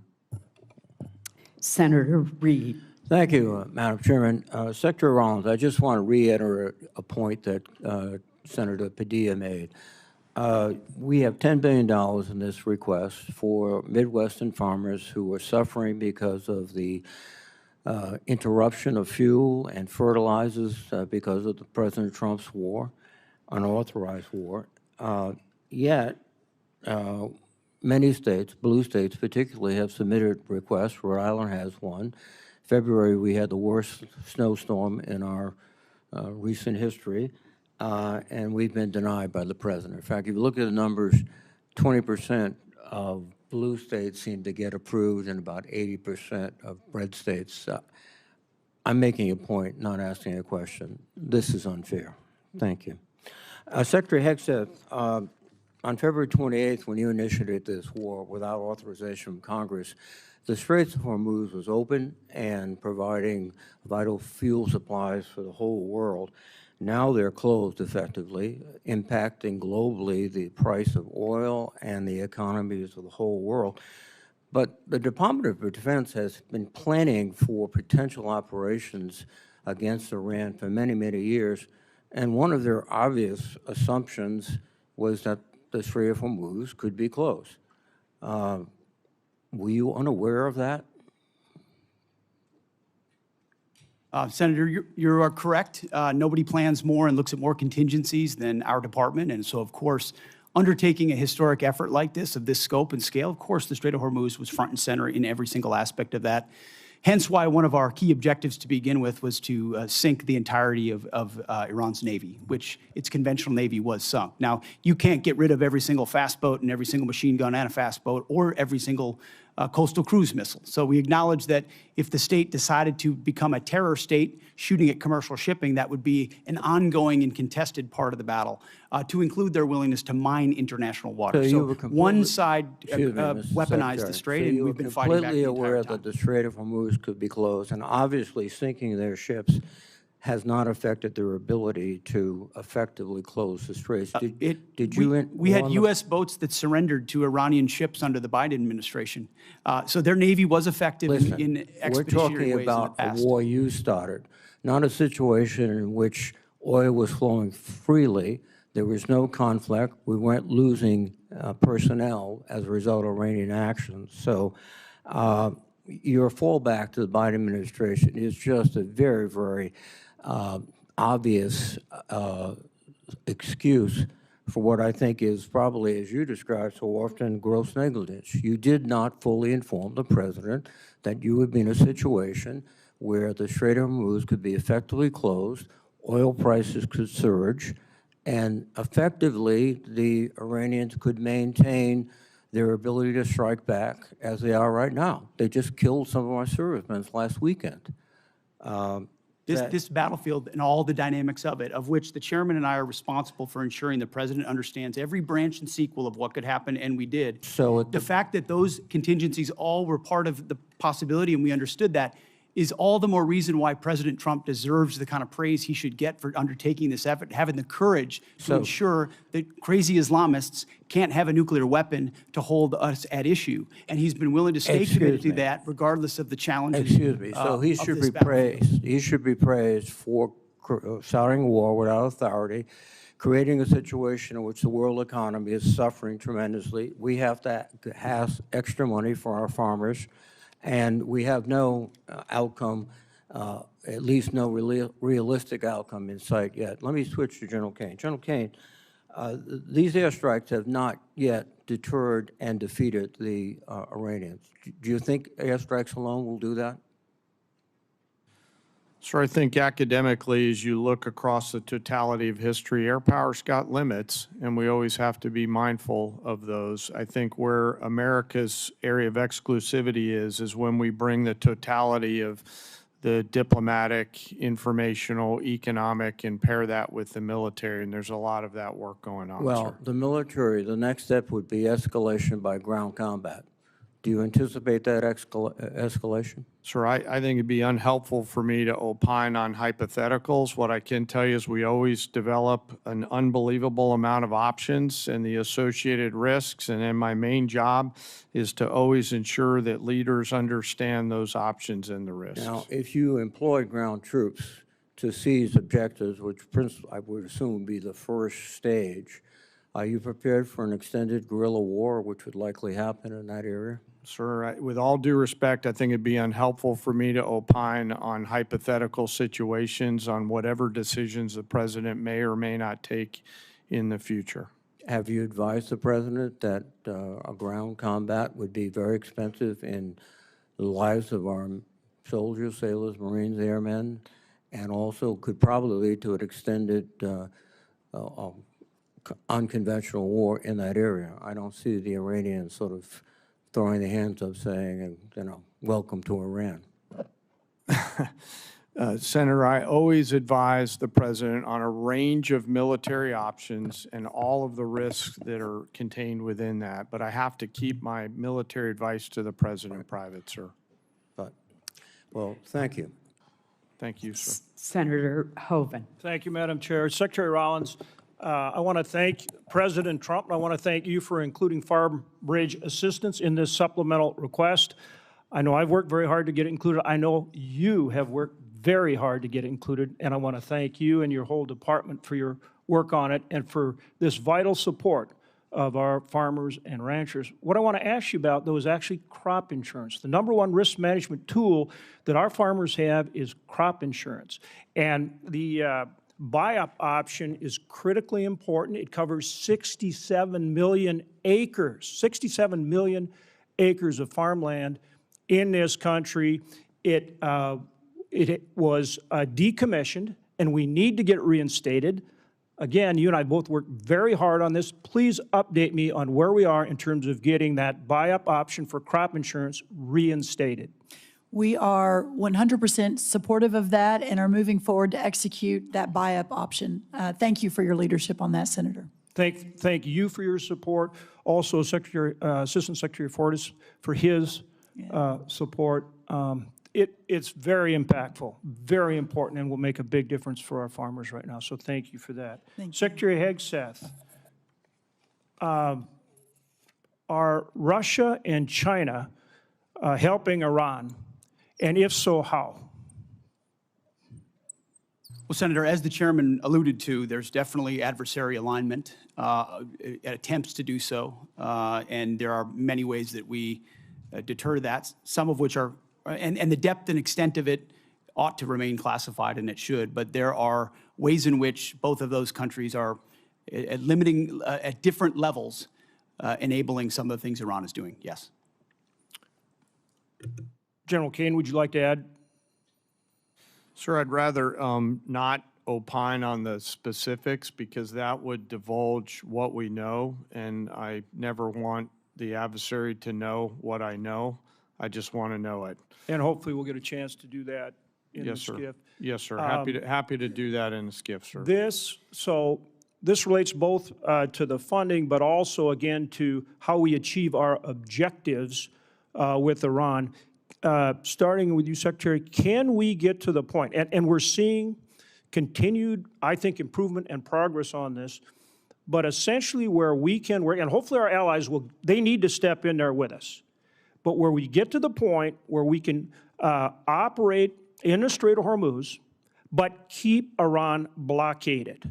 We're continuing to get better at that, but that's how we keep, they'll never do anything that they say they're going to do. They've proven that over and over. We have to keep the pressure on. But if we can do that effectively, we keep the pressure on and achieve our objectives. Tell us where we are in getting that accomplished.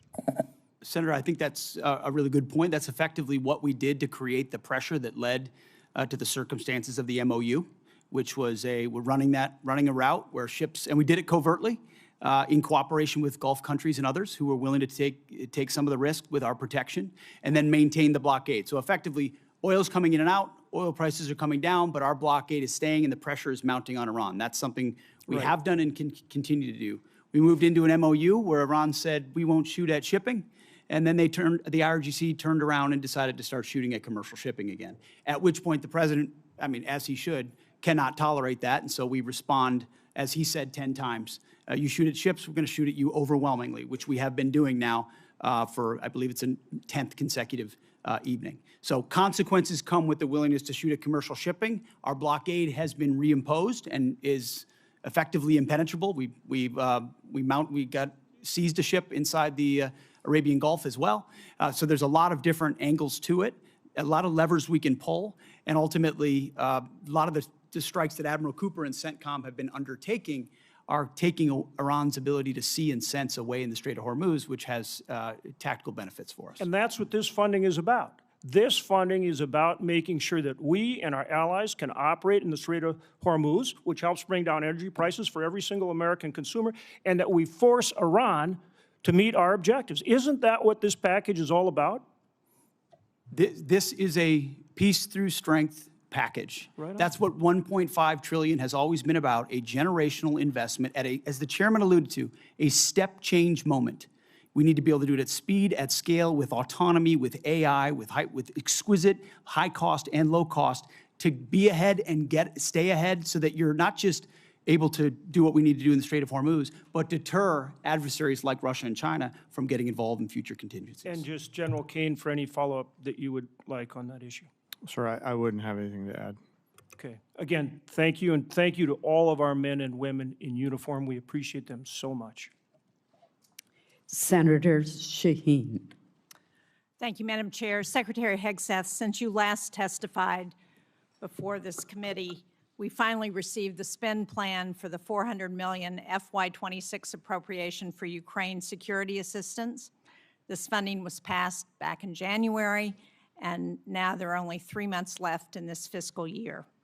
And while I appreciate that we now see what most of the funding is intended for, I just heard from the CEO of one of the manufacturers of the defense articles that are contained in the spend plan that they not only haven't received funding, but they haven't even seen a contract. So when are we going to see a contract for those defense articles that are contained in the spend plan for Iraq? I'm sorry, for Ukraine. For Ukraine. Senator, I'll have to get back to you on the specifics of the timeline of that. I'll talk to our policy shop as well as the EUCOM commander to determine where that's at.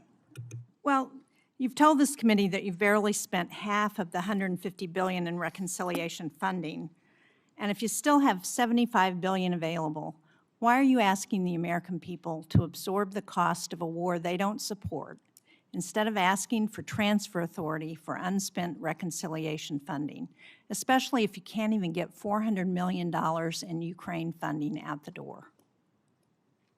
As I mentioned earlier, Senator, that money from the One Big Beautiful Bill is otherwise allocated to the rebuilding of our military with priorities of the president like Golden Dome for America and hypersonics and other munitions investments that we made up front as we tried to adjust the Biden budget into an America First budget. And so reallocating that away from those priorities is robbing Peter to pay Paul. Those are allocated to rebuild. But my point is, and ultimately we're committed if you can't to spend this it year's on agenda. a timeline that makes sense, why do you need to come back and ask for more money? Wouldn't it be better to spend money that you already have? And one of the things I noted was, or at least I think that this supplemental doesn't include funding to repair damage to our bases or to our military infrastructure in the region. And I have not heard that we've gotten the full extent of any of those damage estimates. So should we expect another request to address that military construction costs? And at what point do you stop asking Americans to foot the bill for a war they don't support on top of an inflated budget request and billions in reconciliation funds that you still haven't spent? Well, Senator, I obviously don't agree with your characterization of that. But I ultimately, appreciate that, but you didn't ask, but I want you to answer my question. I know you don't agree with my characterization. I don't agree with yours either. Well, one of the reasons I take issue with that characterization is something that Senator Durbin said when he talked about Ukraine and he talked about winning. And I appreciate as much as anybody winning a war. But I sit in front of a committee that wants to talk about winning a war that's been going on for 4 years and talks about strategic defeat of a conflict that's been going on for 4 months to prevent Iran from getting a nuclear bomb. I would hope for some perspective in this town of the historic nature of what President Trump is undertaking. Do you want radical Islamists to have a nuclear bomb I don't that want can to hear stare your down the speech world? because I have limited time. I So don't understand. if you can't answer my question, then I will move on to my next question. Secretary Rollins, the timber industry has also been hard hit, as you know, by trade wars, by drought, by wildfires, by other natural disasters that are increasingly common. In New Hampshire, which is the second most heavily forested state in the nation, one of the things that we really need, as you know, because we've had this conversation, is a research program and Forest Service staffing on the ground in a variety of ways, but particularly at Bartlett Experimental Forest. These small investments in research and staffing and sound management help make the forest economies healthier and more competitive. I very much appreciate your having staff visit Bartlett last week with my staff and with staff from the governor's office.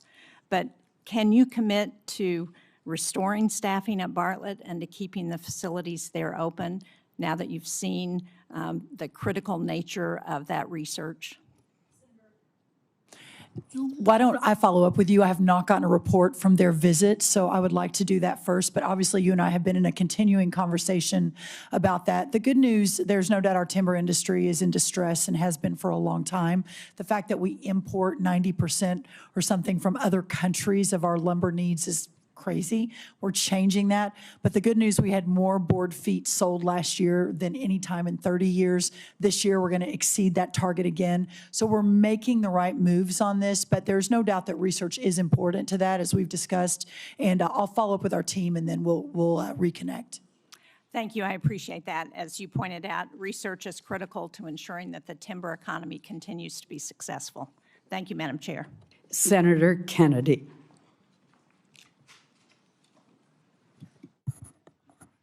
Thank you, Madam Chair. Thank you all for being here today. General, in the war between Russia and Ukraine, who do we want to win? Sir, I want Ukraine to win. Is Russia America's friend? I'm sorry, sir, I couldn't quite hear your question. Is Russia America's friend? I think that depends on your definition of friend. I think it's a complicated relationship. But no, I don't think they're our friends. Thank you.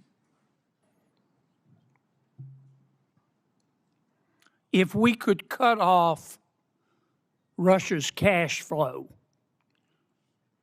which depends substantially on its sale of oil, would that help Ukraine win? So I think militarily, anytime you can restrict resources and cash flows against an adversary, General, I that's a have good so thing. much respect for you. Yes, sir. But I have so little time. Yes, sir. I'll try Could to you be just briefer. Give me succinct answers. Yes, sir. It would assist a. Would help, wouldn't Yes, sir. Yes, sir. Okay. If we could stop people, entities, and countries from buying Russia's oil, that would help cut off its cash flow, wouldn't it? Yes, sir. We have a bill to do that, as I'm sure you're aware. We have the votes today to pass it overwhelmingly. I also have enormous respect and admiration for our majority leader, Senator Thune. But I hope everybody on this panel will today contact Senator Thune and ask him to bring that bill to the floor. We should vote on it at a minimum of next week. Some of my colleagues, General, want America to just stop in Iran. End the blockade, bring all of our warriors home. What would be the consequences of that, in your estimation? Sir, I think termination criteria is always a political decision. However, I assess that Iran will continue to be a challenge moving forward, so we have to be thoughtful Will about they that. put tolls on the strait? I don't know, sir. That's a decision that's a hypothetical and will depend on what happens It's not in the future. hypothetical. We got a blockade to stop them. We do, sir. That's General, putting I want you to economic look me in pressure the on eye. Iran. I'm not asking you for, I'm not trying to get you in trouble. I know your advice to the president is private, but this is serious as 4 heart attacks and a stroke. Now, what happens if we come home and end the blockade to the world?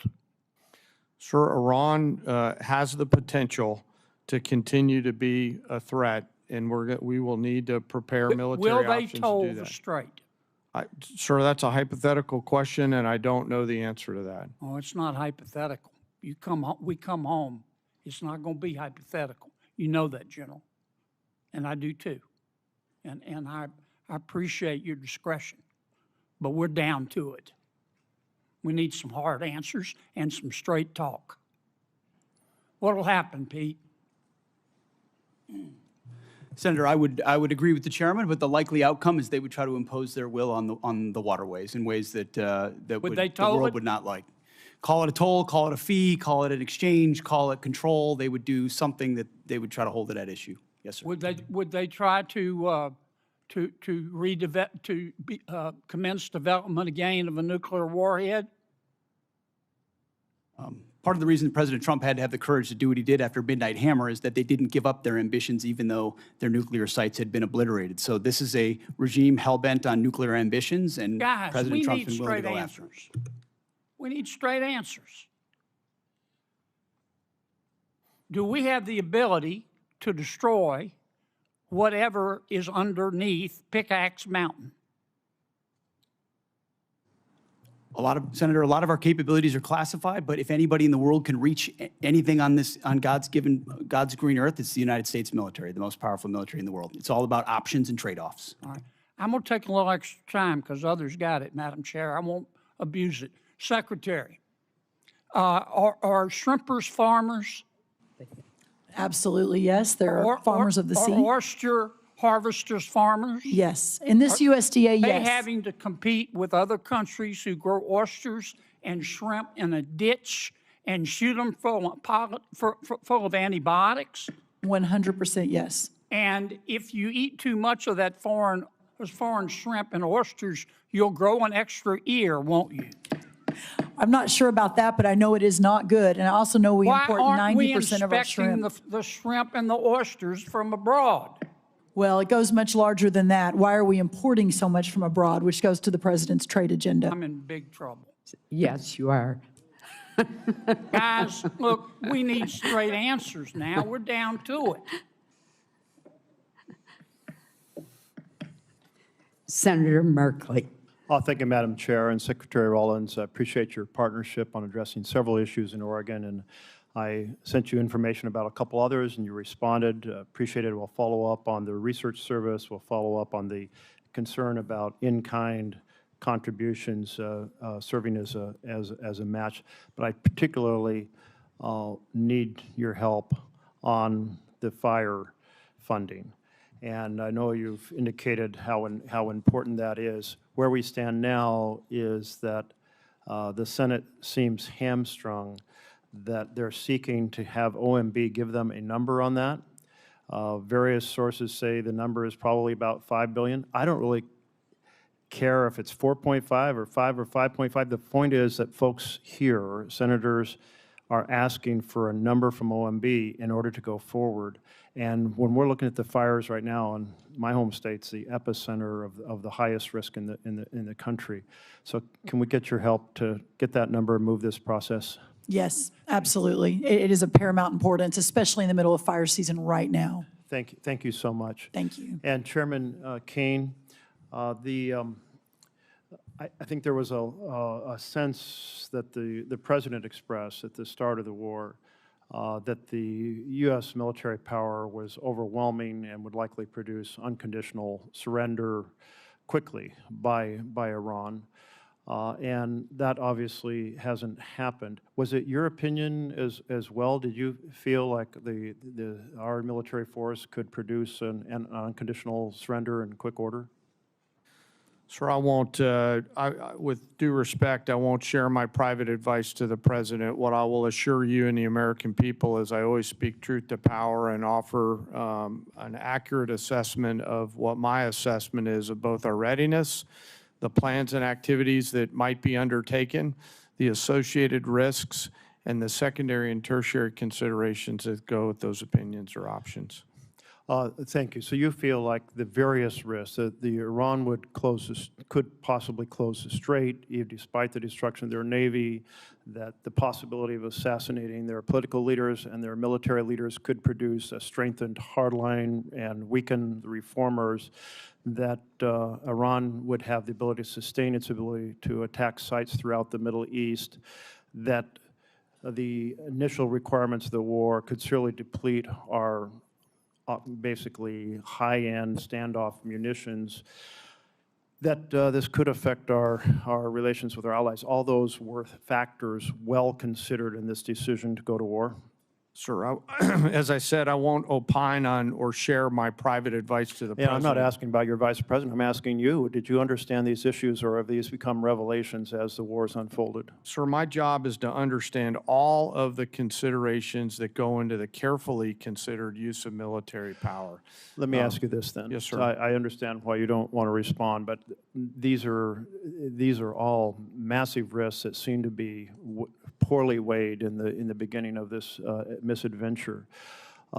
Currently, there are reports that we have hit the Bonji desalination plant that provides water to about 20 villages or about 10,000 people, and we also damaged the desalination plant at Keshem Island. Were these deliberate targets by the United States?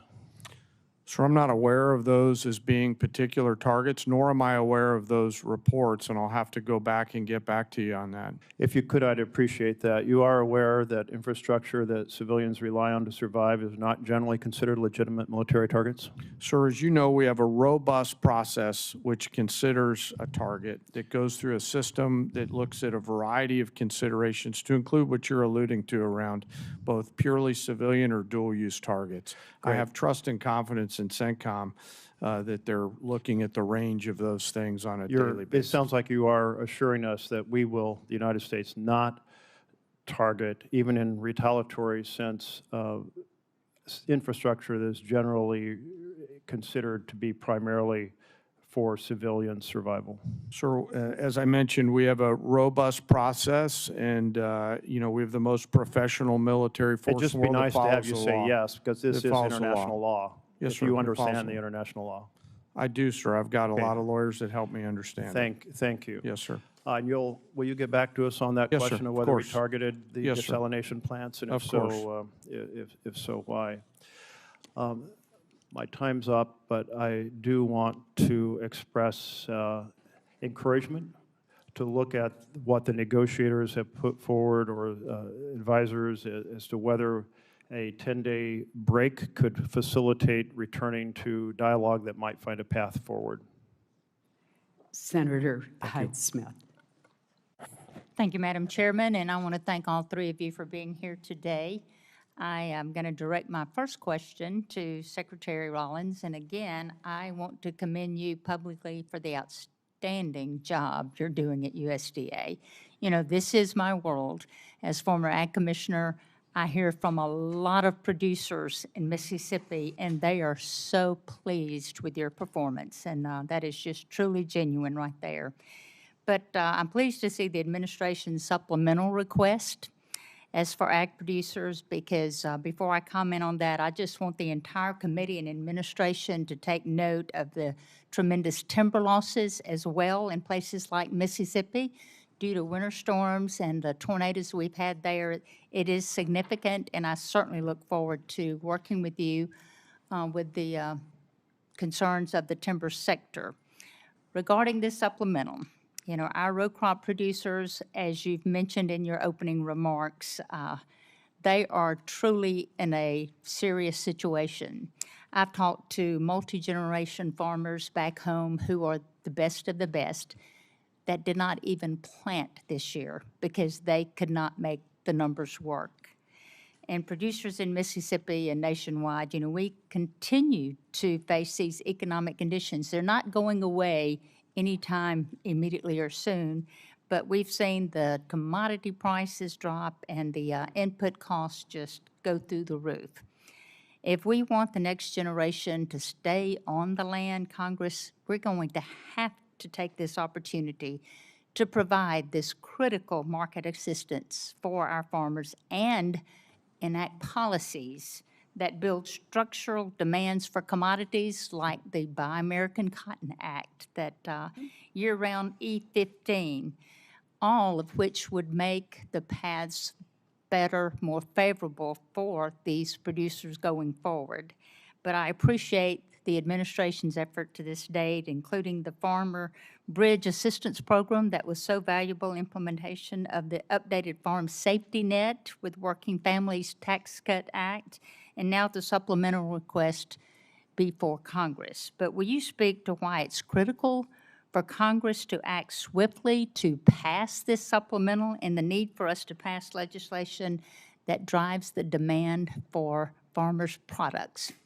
Yes, thank you, Senator, for your kind words. A couple of really important points. Number one, as we work to open the markets around the world, and we're seeing, as I mentioned in my opening remarks, just extraordinary numbers. That $50 billion agricultural deficit we inherited a year and a half ago is now down into the 20-ish billion. We expect it to go down significantly this year. Again, the highest price we've seen in over a year in corn is today, and soybeans is today, et cetera. Your point, Senator, about opening up the domestic markets is really important, whether that's E15, renewable fuel standards. Obviously, the RVOs came out, which is a reason for the drive up in some of our row crop prices in the last month, which is really important. But also, as I mentioned, bringing the cost of inputs down. We are expanding fertilizer, the largest ammonia plant. We're going to break ground in Louisiana in 2 weeks, reshoring, bringing back to America real fertilizer production. And then also the long term, we got to figure out how we are doing these supplementals and these bridge payments, which we have to do for these farmers to survive. But what we're seeing is just survival, and we're seeing a lot of the input companies, equipment, seed, fertilizer, make record profit. So we've got to be able to dig into that as well. But as of today, ensuring that we can keep these farmers farming while we're opening the markets, while we're bringing down the cost of inputs, is paramount for a secure America, and that's why this is so important today. Thank you very much for that. And Secretary Hegseth, thank you for being here and the amazing job that you're doing. I have the utmost respect for you, your team, and what you're accomplishing. But I as well am committed to ensuring that our warfighters have all the tools necessary to accomplish the mission in Iran and whatever else that they need to defend our nation's interest. The supplemental request is in line with that goal. And I'd like to shift my conversation right now quickly to shipbuilding, which is extremely important to the state of Mississippi and our country's ability to protect itself. The President's FY 2027 budget requests funding for one DDG-51, while Navy leaders have said their goal remains to build 2 destroyers a year. And at the same time, the department is exploring options for using allied shipyards and overseas fabrication in future naval construction, which raises questions about the long-term role of the American naval industrial base or shifting work away from domestic shipbuilders. Shipyards like Ingalls in Mississippi, which I would love to invite you down to there. It is amazing, and the thousands of suppliers and small businesses they support, they need the confidence that the work will be there so they can invest in new facilities, hire and train skilled workers, and expand capacity that we will need in the future. Will you help or talk to us about the department's short and long-term shipbuilding plan and how it gives industry the confidence to invest? You just made the case for this generational investment because of the underinvestment, Senator, in shipbuilding in the previous administration. Just static, flat, bureaucratic, slow. We're having to revitalize that industry. And one DDG is a reflection of a backlog in capability. So as we ramp on more capacity, those numbers of DDGs, the workhorse of our Navy, will go up as we grow that force. The senator's time has expired. Thank you. Senator Coons. Thank you, Chairman Collins, Ranking Member Murray. Thank you, Secretary Hegseth, Secretary Rollins, General Caine, for your service. I want to start with the things I know we agree on. We agree that we should honor our fallen, that we should stop and remember them and console and comfort their families, that we should be mindful of the hundreds of Americans who've been wounded and injured in this war in Iran. General Caine, your observations about how our adversaries are aligning more and more closely. Technology is accelerating, and cheap and lethal and easily accessible drones pose greater and greater risks to our troops, our homeland, and our security. And Secretary Hegseth, that we need to protect our troops wherever our president directs them, that we need to protect our partners and allies, and that the dangerous radical Iranian regime should never possess a nuclear weapon. I think we agree on all of these core basic points. Where I think we may disagree is on this supplemental and on the strategic choices made to achieve some of these core goals. We're 143 days into a war with Iran, a war of choice that we started with Israel, but did not include, consult, or incorporate our core allies, our NATO allies, our regional allies, the American people, and Congress.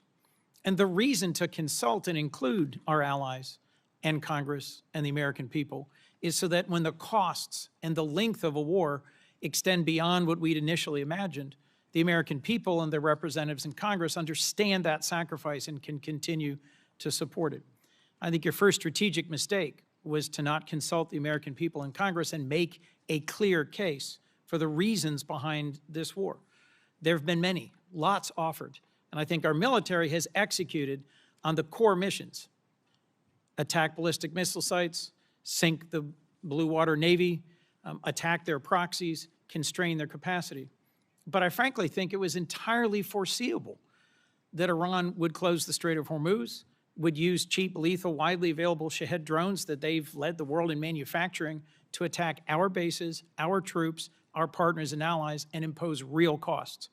Higher costs in fertilizer, in fuel, higher costs for the world, and tragically, increasingly higher human costs for us and for our troops. So, two questions, two general lines of questioning, if I could. Mr. Secretary, your question says, without these supplemental funds, we will face critical shortfalls that threaten our ability to pay our service members and sustain global operations without disruption. You've been asked repeatedly, there's $75 billion appropriated but unobligated. Can we really not avoid critical short-term shortfalls? What does that mean about the budget management within the department in terms of unexpected and unbudgeted wars? First, Operation Southern Spear, and then Operation Epic Fury. I would just note, I was sort of updated, 95% of that One Big Beautiful Bill funding will be allocated by the end of September in accordance with congressional intent. So these are things we said we would spend, and we told you we would spend them on, and we plan to spend them on those things by the end of September. So this is a new request based on new realities of a world we face, stepping up to meet that moment. And forgive me, Mr. Secretary, but that's news to me, that $75 billion will be out the door, allocated and spent by September. And I was simply questioning how we have ships running out of fuel in the open seas and planes being grounded and I didn't say ships were running out of fuel in open seas or planes were grounded. I'm saying we have to make trade-offs. Maintenance accounts are running everything out our of troops money. need on the battlefield, they're getting in spades and beyond. It's ultimately looking into the future. Can we invest above and beyond that the types of munitions, fast enough as we upgrade and modernize our force. That's what's at issue here in this $1.5 trillion, this supplemental, and any other additional funding that comes. Two quite different things, a $1.5 trillion base budget request and a now $76 billion supplemental. And I was simply going to point to Department of Homeland Security is sitting on nearly $100 billion in unobligated funds. You haven't requested reimbursement for the millions of, frankly, billions of dollars the department has spent on law enforcement. Second, we requested reimbursement and are getting a substantial reimbursement from DHS. That's good news, and that's news to me. And frankly, as we reflect on the service and sacrifice of those who put their lives on the line of this war, one of the things I've raised over and over and over is the ways in which this administration has dragged its feet on partnering with Ukraine in order to deploy the best-in-class sensors, detectors, and counter-drone systems to protect everything from Dover Air Force Base to our bases in the region, to our troops, to our partners. I want to see you focus on accelerating the defense of our troops and our nation, focus on accelerating the defense of our troops and this region, and a strategy that has a real chance at succeeding at the goals that we agree on, because the strategy followed, I think, has no credible likelihood of success. Senator Britt. Thank you, Madam Chair. Appreciate all of you being here today. So since the beginning of the Putin's aggression into Ukraine, this body has passed 5 supplemental bills funding different portions of that war. You mentioned in your opening, Mr. Secretary, about not getting those munitions that had come through this body quick enough to Ukraine, and also being able to replenish those here at home. Can you talk a little bit more about that? Because I remember the previous administration dragging its feet after this body gave them directive as to what to do. So can you shed a little bit more light as to what you were talking about in your opening? Well, thank you for that question.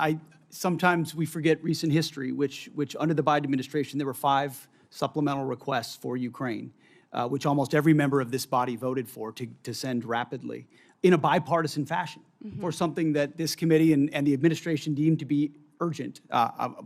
President Trump may take a different view, but that was the view of the Biden administration. And real quick, wouldn't you say it would be urgent to make sure that our men and women in uniform right now have everything that they need? I would argue providing for American men and women as opposed to Ukrainian men and women is a higher priority for the United States Senate. So 5 supplementals that went to Ukraine, as good as that cause may be, why is that righteous to do? But funding troops in harm's way right now, given the threat and what they're undertaking, this is a partisan exercise. And so, it's hypocrisy. Mr. And I appreciate Secretary, you pointing it out. Real quick, Madam Secretary, question for you. When the Russia-Ukraine war started, we saw obviously costs go up around the world. In particular, in that region, we know that the supplying of fertilizer, was tremendous. We also know Ukraine was top 5 when it came to wheat and corn and other things that we utilize, across the globe. It's my recollection that fertilizer went up about 55%.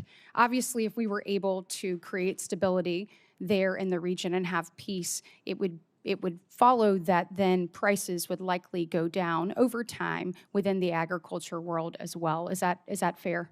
Yes, that's correct. Okay, and when we're looking at the Ukraine and Russia war and trying to end Putin's aggression, trying to bring peace, General Caine, if we were to cut off the funding that Russia was getting,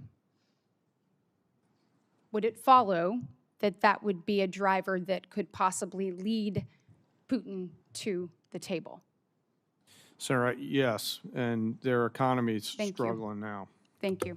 And we also know, I saw reports this weekend, that it is said that possibly Russia and China, which I know you can't comment on right now, but are actually helping Iran, whether it is targeting our troops, funding, and other mechanisms. So a thing that we could all agree that ending that would be helpful. I want to just echo Senator Kennedy's comments that I think the sooner we can get this bill on the floor and passed, it'd be huge with regards to Russian sanctions.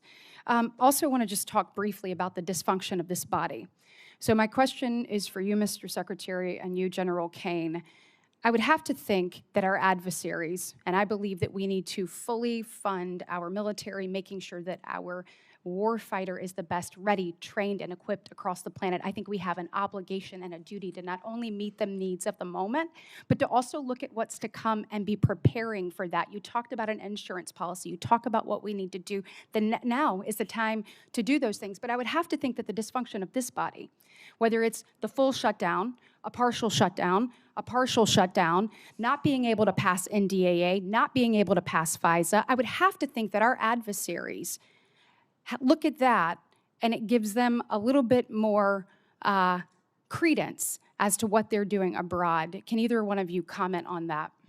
Thank you, Senator. That's why I've said, and I will continue to say, that the inability to properly fund this department, the Department of War, is probably the single greatest threat our nation faces. Whether or not we will make a generational investment in not just winning the wars currently, but deterring the wars of the future, given the step change in technology of this moment and the underfunding of the previous administration. You didn't mention continuing resolutions, which is a whole nother way our department has foolishly budgeted. So I appreciate you highlighting that. It's very true. Yeah, and General Caine, question for you. Obviously, a shutdown is a terrible thing for the Department of War and the men and women that you oversee, but I would assume that a CR is not much better. Can you comment on the effects of that?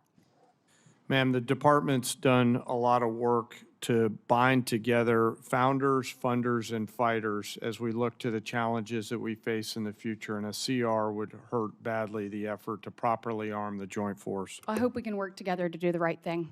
Thanks. The people are depending on it. Senator Schatz. Thank you, Chair. Thank you, Secretaries and General, for being here. I want to start by paying my respects to First Lieutenant Tyler Feehan of Eva Beach, Hawaii, who was among those killed in Jordan this weekend while serving our country. His courage, selfless dedication, and unwavering commitment to duty reflect the very best of our armed forces. We extend our deepest condolences to his family, his loved ones, his fellow service members, and remain forever grateful for his sacrifice. Secretary, about 190,000 people in the state of Hawaii, believe it or not, voted for Donald John Trump. And I know a lot of them, and I represent all of them. And one of the reasons that they were enthusiastic about Donald Trump, and you, Mr. Secretary, was they thought that we were going to have a new foreign policy. And that I think, I'm paraphrasing, but I think you characterized yourself as a reformed neocon or some such thing. And people were pretty thrilled about the idea that we were going to, that America First in their mind meant that we were going to not do this kind of adventurism. And so I don't want you to answer me, I want you to answer them. And I want to walk through the sort of stated objectives of this war at the outset. Regime change. We now have a younger and more radical regime. Depleting, eliminating their conventional missile capability. It's true that we've depleted their conventional missile capability. It's also true that anything the Department of War sets out to do, it usually succeeds at. So the question is not, do we kick ass? It's when do we decide to use kinetic engagement to extend our power across the globe. And it's clear that Iran still retains enough conventional missile capability to attack our bases and our interests in the region.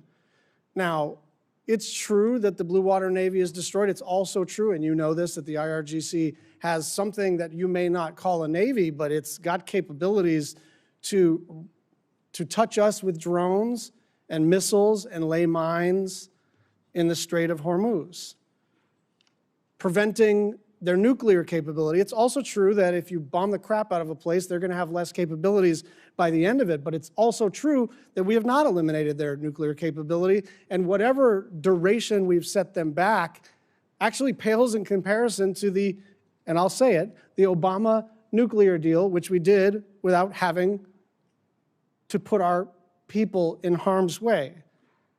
And then the last objective, which has become a new objective, is open up the Strait of Hormuz. But the Strait of Hormuz was open before this war started. And so you tell my constituents why this war is going so well. I think you did accurately portray me as a reformed neocon, and members of our generation in Iraq and Afghanistan watched administrations on both sides try to project some remaking of a society in the image of America that spent thousands of lives. I mean, in Iraq, 15, I don't know the exact number, but tens of thousands between Iraq and Afghanistan, men and women lost. President Trump said, we're not fighting stupid wars like that again.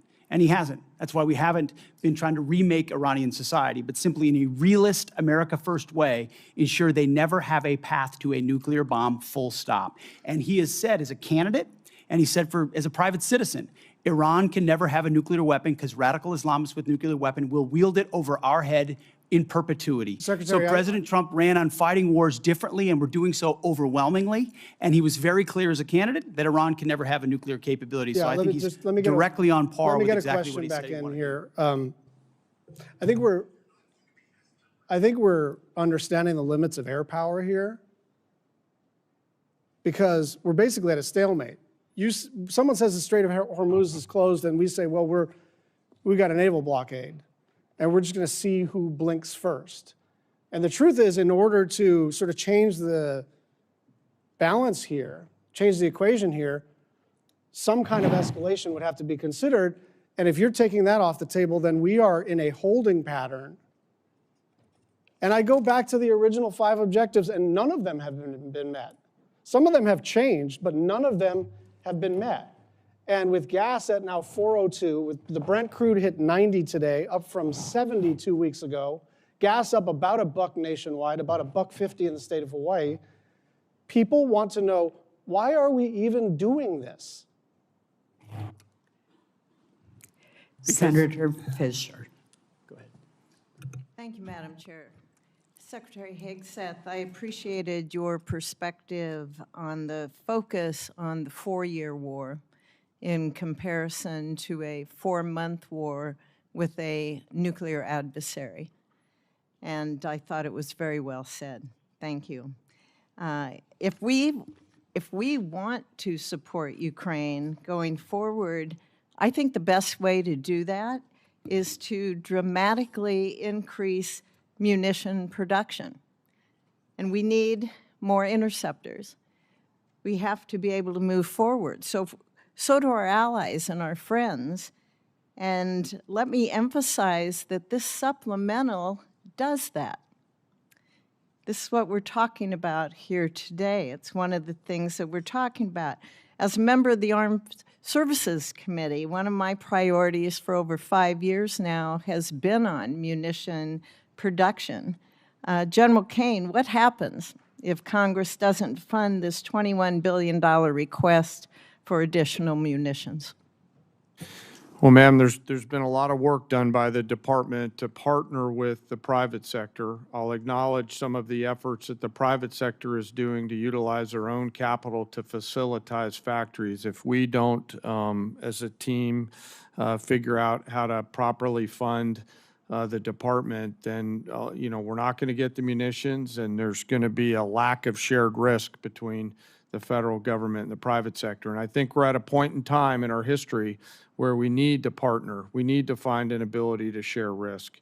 We need to be better sellers and buyers on both sides in order to make sure that the young all-volunteer force has the weapons that they need before they are asked to go do something. What you're saying is we need to be prepared as a country.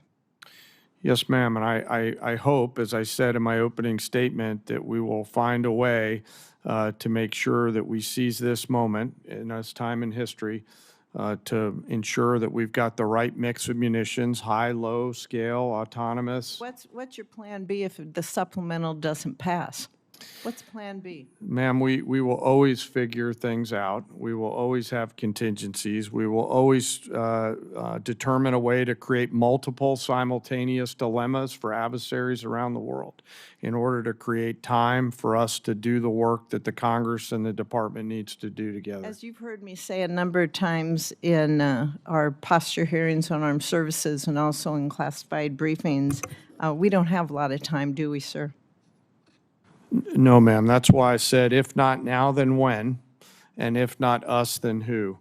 And I truly believe we're at one of those moments in history where we have a choice to make, just given what I see on the next couple ridge lines. And I encourage us to move forward. Thank you. Mr. Secretary, how would this request scale munitions production and be able to accelerate our delivery times? In the past, previous administrations would sort of send the same amount of dollars into trying to encourage companies to build another factory and add an additional shift. What this munition request does is fulfills deals that our department have cut with these companies. First, multi-year procurement, where these companies that make SM-3s or Patriots or THAADs or Tomahawks. It was a priority for our NDAA a couple years ago. Absolutely. When we put that And you in. have provided that authority, multi-year procurement. And now those companies are spending $4 billion, $5 billion, $3 billion on building their own new factories that then produce 2x, 3x, or 4x the amount of munitions than they did in the past, and they paid for it. So actually, in this budget, which is $21 billion, as you mentioned, it saves $18 billion over the FIDIP on munitions because we're buying munitions at today's cost and not at 5 or 7 years from now when we will also get them. I hate to interrupt, but we're running out of time. We also have the request includes $4.1 billion for our space-based capabilities, and that includes the AMTI and our space data network capabilities. And these really underpin the long-range kill chains and allow our warfighters to detect and also then to track the airborne threats. So, Mr. Secretary, what's the risk to the joint force if we delay these programs until FY28 or beyond? Senator, not being able to see, not being able to sense before an adversary is able to engage one of our capabilities, and which means falling behind in the domain of space, which means falling behind at every other domain. Great, thank you. And General Caine, do you have anything to add on that about why Congress can't wait? I think you make such an excellent case on that. No, ma'am, I'll stick with the words that I offered. Secretary Rollins, thank you for your focus on year-round sale of B-15, for taking care of the horrible disasters we've had in Nebraska. We appreciate you coming out. And I have a couple things more, of course, that I want to bring to your attention, but thank you very much. Thank you, Madam Chair. Senator Van Hollen. Thank you, Madam Chair. Secretary Rollins, the Beltsville Agricultural Research Center in Maryland is one of the crown jewels of agricultural research in the United States. And my question is simple. Can we find some time to get together in the coming weeks to discuss the situation there? Absolutely, yes. Thank you, Madam Secretary. Yes. Let me turn to the Iran war. We recently lost 3 American heroes. That brings the death toll for American soldiers to 18. 1 is still missing. Hundreds have been injured. That's on top of the civilian death toll throughout the region that now stands at several thousand, including the over 150 people killed in the bombing of an elementary school in Minab in Iran. Meanwhile, the Strait of Hormuz is closed.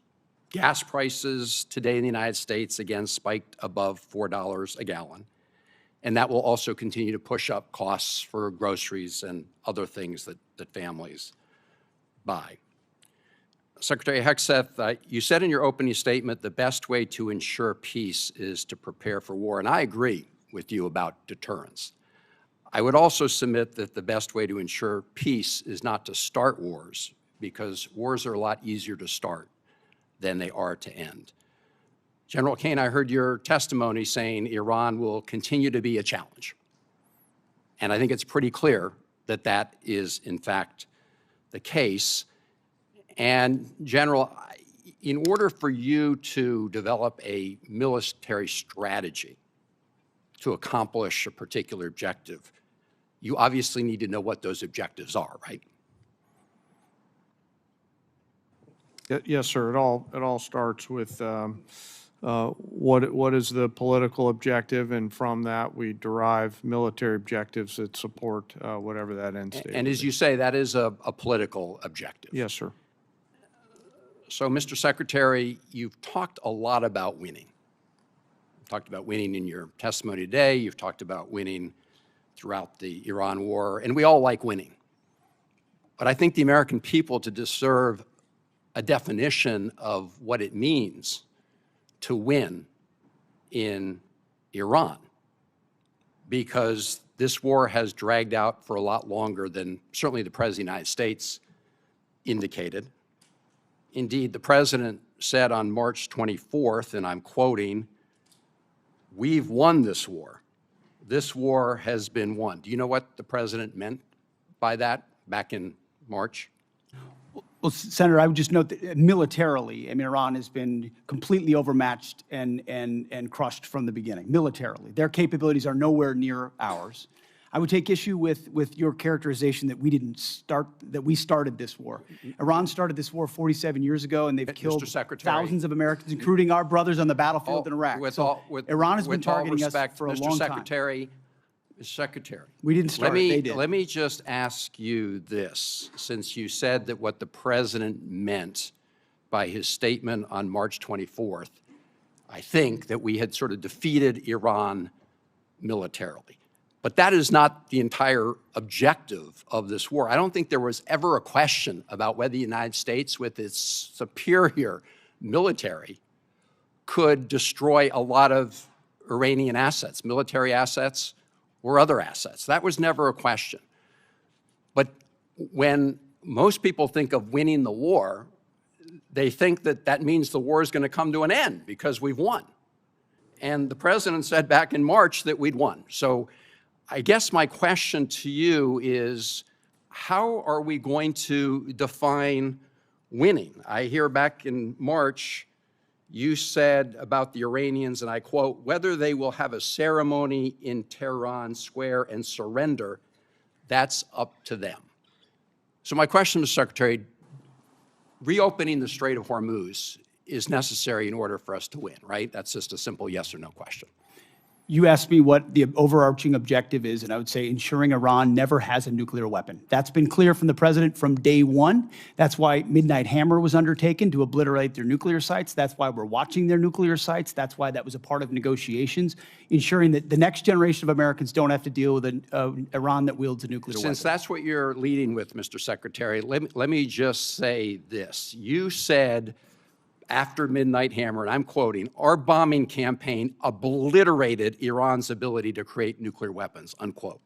Clearly, that is not the case based on your testimony today. It's also a fact that the DNI, Tulsi Gabbard, testified in front of the Intelligence Committee that it was our assessment that Iran did not intend to restart its nuclear program. The President of the United States, just about a week ago, said Iran has committed not to develop a nuclear weapon, which of course is a commitment they've made for many years. We need to enforce that. That's what we are doing under the JCPOA. Thank you, Madam Chairman.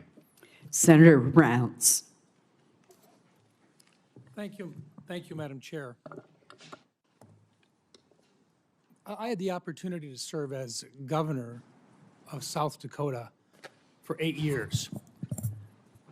During that time, we deployed over 5,000 young men and women into harm's way, National Guard members from South Dakota. I attended their departure ceremonies. I attended their welcome home ceremonies, and I attended 31 funerals. One of the main reasons that I decided to come to Washington was because I never wanted to see young men and women going into harm's way again if they didn't have the best leadership, the best training, and the best equipment possible.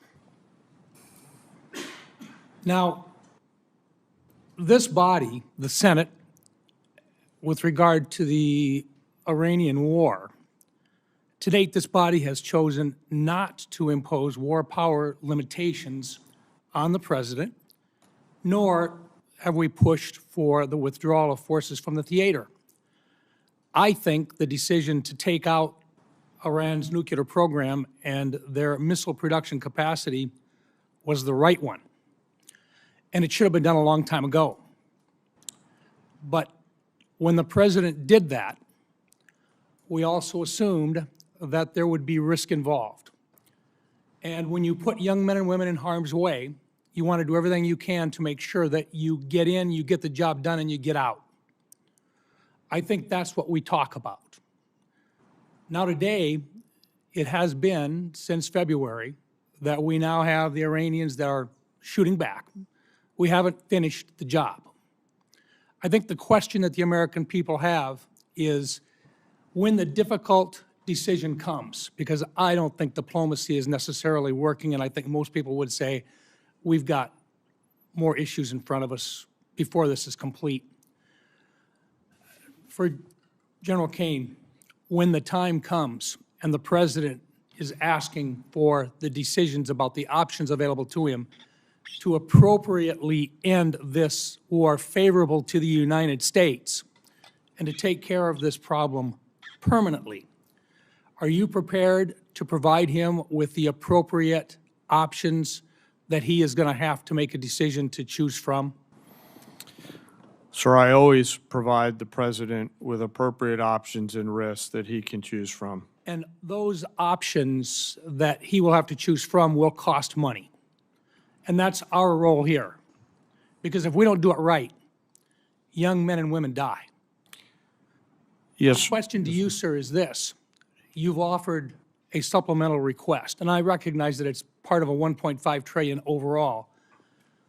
But is this enough money to get the job done, or is this going to just get us far enough until we've got to come back in here, and in the meantime, we may very well not have these young men and women out of harm's way yet? That's my question. Sir, I want to first start with recognizing your 31 fallen from home and mourn their losses.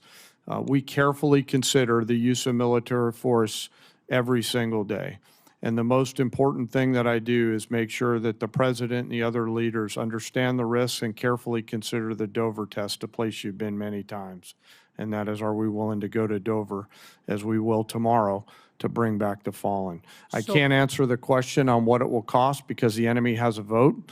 What I'll commit to you as this plays out, we'll make sure that the Congress is informed, but because I'm not quite sure how this is going to play out yet, it would be unwise for me to comment on what a future cost may or may not be, depending on what they choose. Then, General, you will provide a plan to Congress at whatever the appropriate classification level is on what resources are required to execute what the President's intent will be to successfully end this conflict. Sir, I will always make sure that, as we have, that we're moving data as appropriate to Congress. Yes, sir. Okay. Let me come back in just in terms of follow-up on this a little bit. Some have criticized Operation Epic Fury for expending many of our munition stockpiles. Were our munitions, the inventories of those munitions, and the capacity of our munitions industrial base sufficient for great power competition with near-peer adversaries like China prior to Operation Epic Fury? Secretary Hegseth? Senator, as I laid out, because of the previous administration, funding shortfalls, munitions transferred to Ukraine and not replaced, and then ignoring threats, it built a lot of risk that requires this kind of investment. So you'd look at the $67 billion alongside the remainder for 1.5. That's the kind of generational investment that not just matches peer adversaries, but far surpasses them, which I think is your expectation, having been to those ceremonies, which is mine, having been to them and going to them, is that we give everything possible to the warfighter that they deserve. Senator Heinrich. Thank you, Madam Chair. Thank you. Thank you, Madam Chair. General Caine, our military is the best in the world, and so I don't think any of us should be surprised with the technical execution of its attacks on the Iranian regime's forces. They've been flawless. What I don't want us to confuse is flawless technical execution with long-term strategic success. And I think one objective that is relatively modest, because it puts us back to where we were when we started this, but nonetheless is incredibly important as a critical objective, is that I want to see the strait open again, and I want to see it open where shippers can transit that strait without being extorted by Iran. And I would love to see that before our commercial and other oil reserves are exhausted because of the impacts that that will then have on the pocketbooks of American families. Is that a reasonable objective, and is it one that you share? Sir, I'll defer on the military objectives to the political leaders who set them. What I can tell you is U.S. Central Command is working hard to ensure that Iran cannot terrorize the southern flank down there, and they're doing so every single day and night. And you and the rest of the Senate would be proud of the actions and activities for the forces that are down there. The character of war is changing, though, like I said in my opening statement. And so there's a variety of mixed munitions that are down there coming at the commercial traffic. But I would like to be clear and unambiguous with you and the rest of the Senate and the Iranian forces. They have a choice to make, and they should knock it off. I have no doubt I would be incredibly proud of the actions of our service members in this conflict. And I hope we can achieve that kind of strategic objection on the timeline that obviously avoids the worst impacts of the limitations of commercial oil supplies right now. Secretary Rollins, I want to shift gears. One of the things that you mentioned in your opening statement that we appear to agree on is that there is simply too much consolidation in a number of agricultural sectors. You mentioned fertilizer and seeds, but in particular, I want to talk about the meatpacking industry because in a previous Trump administration bailout, about $90 million went to the corrupt Brazilian meatpacker JBS. I think that Congress really intended those funds to go to American ranchers. So I want to ask you, what are you going to do this time around to ensure that the proposed relief dollars that we're talking about today, that those funds go to American producers instead of to the very foreign corporations who have created the business model where ranchers bear the risk and meat packers reap the profits? Well, that's right, and we're obviously at a 75-year herd low. There are a lot of reasons for that, but working to solve for that. Number one, the Department of Justice is investigating right now significantly the but especially the 2 foreign-owned. Number two, USDA is investing significant funds in deconsolidating packing and supporting mid-size and smaller packers around the country. I know that wasn't your question, but just to answer the bigger question, which is a really important one.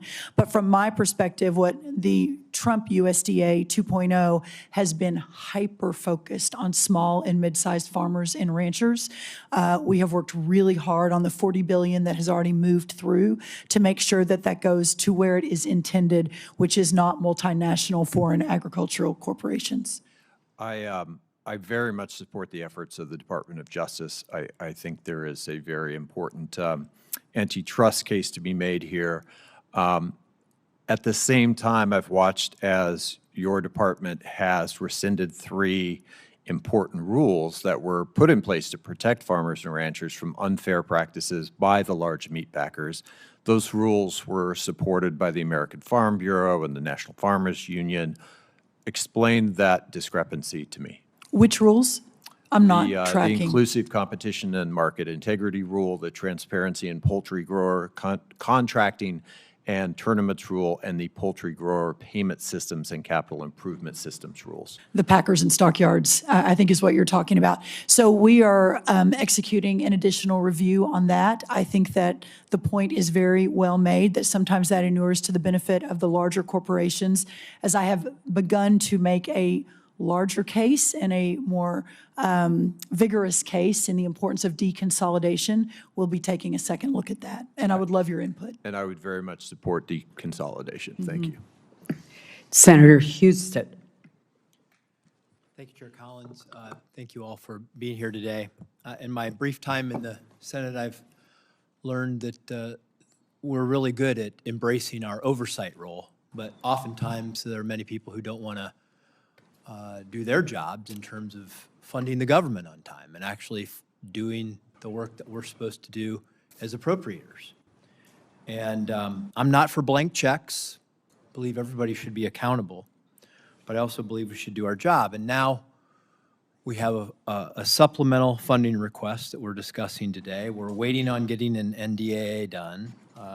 Despite the chair's best efforts to facilitate forward an appropriations process, there's question of whether that will get done on time in September. And my question, start with you, Secretary Hegseth, just to talk a little bit about what the consequences of failure, what this really means to not do this on time, because I've talked to defense contractors. I as a former executive, a member of an executive branch, I know that the legislative branch often thinks, well, no matter when we get this done, we just wave a magic wand, we pass the bill, and it all magically happens. But that's not how it happens. It takes time for people to, you have businesses out there who are going to rely on to build these weapon systems who don't know if they're going to get paid. They can't plan. They can't staff up. They can't order the equipment. They can't do any of these things unless they know that the money is actually coming. So what are the consequences of not just doing this, but doing it on time in a timely manner? Senator, thank you. I think the consequences of dysfunction in funding this department put at risk I think a first time in 25, 30-year reform effort to change how we do business as a department. We're going to war with the Pentagon bureaucracy because the bureaucracy existed to defend just a few systems and processes and companies.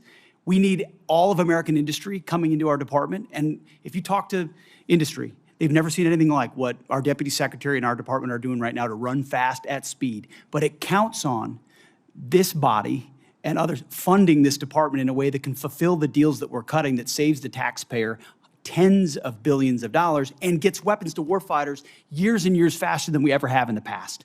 So without the funding, we put at issue all those deals, all the reforms, all the ways in which we're changing our department to move at the speed of business. So it's not just dollars and cents. It's demand, it's predictability, it's showing industry we will meet you at this moment. And if we can't get past our dysfunction to fund the warfighter, we put a lot of that at issue.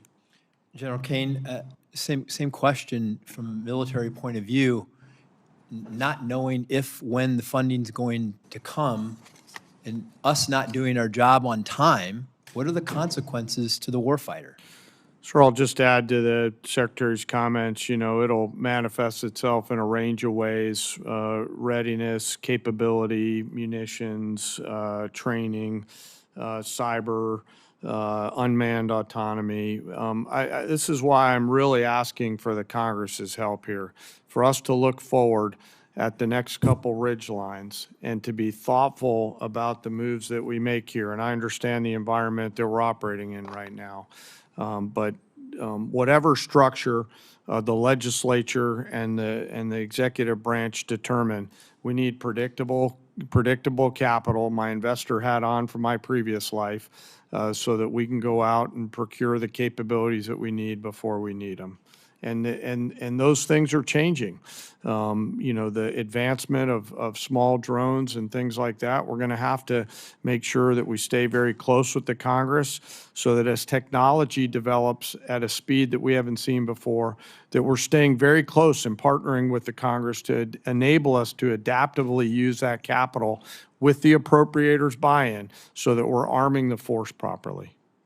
Well, I can tell you in interacting with the people who are that want to build these new generation of weapon systems, because I think you would agree that we've learned a lot from Ukraine. We've learned a lot from this conflict about how we were underprepared from the standpoint and from a defense standpoint, and that we have to continue to modernize our system, the weapon systems. I think it's very important that we not only do our job, but we do it on time, because you cannot run a Department of Defense, run businesses who are supplying these things without knowing if you're actually going to get funded.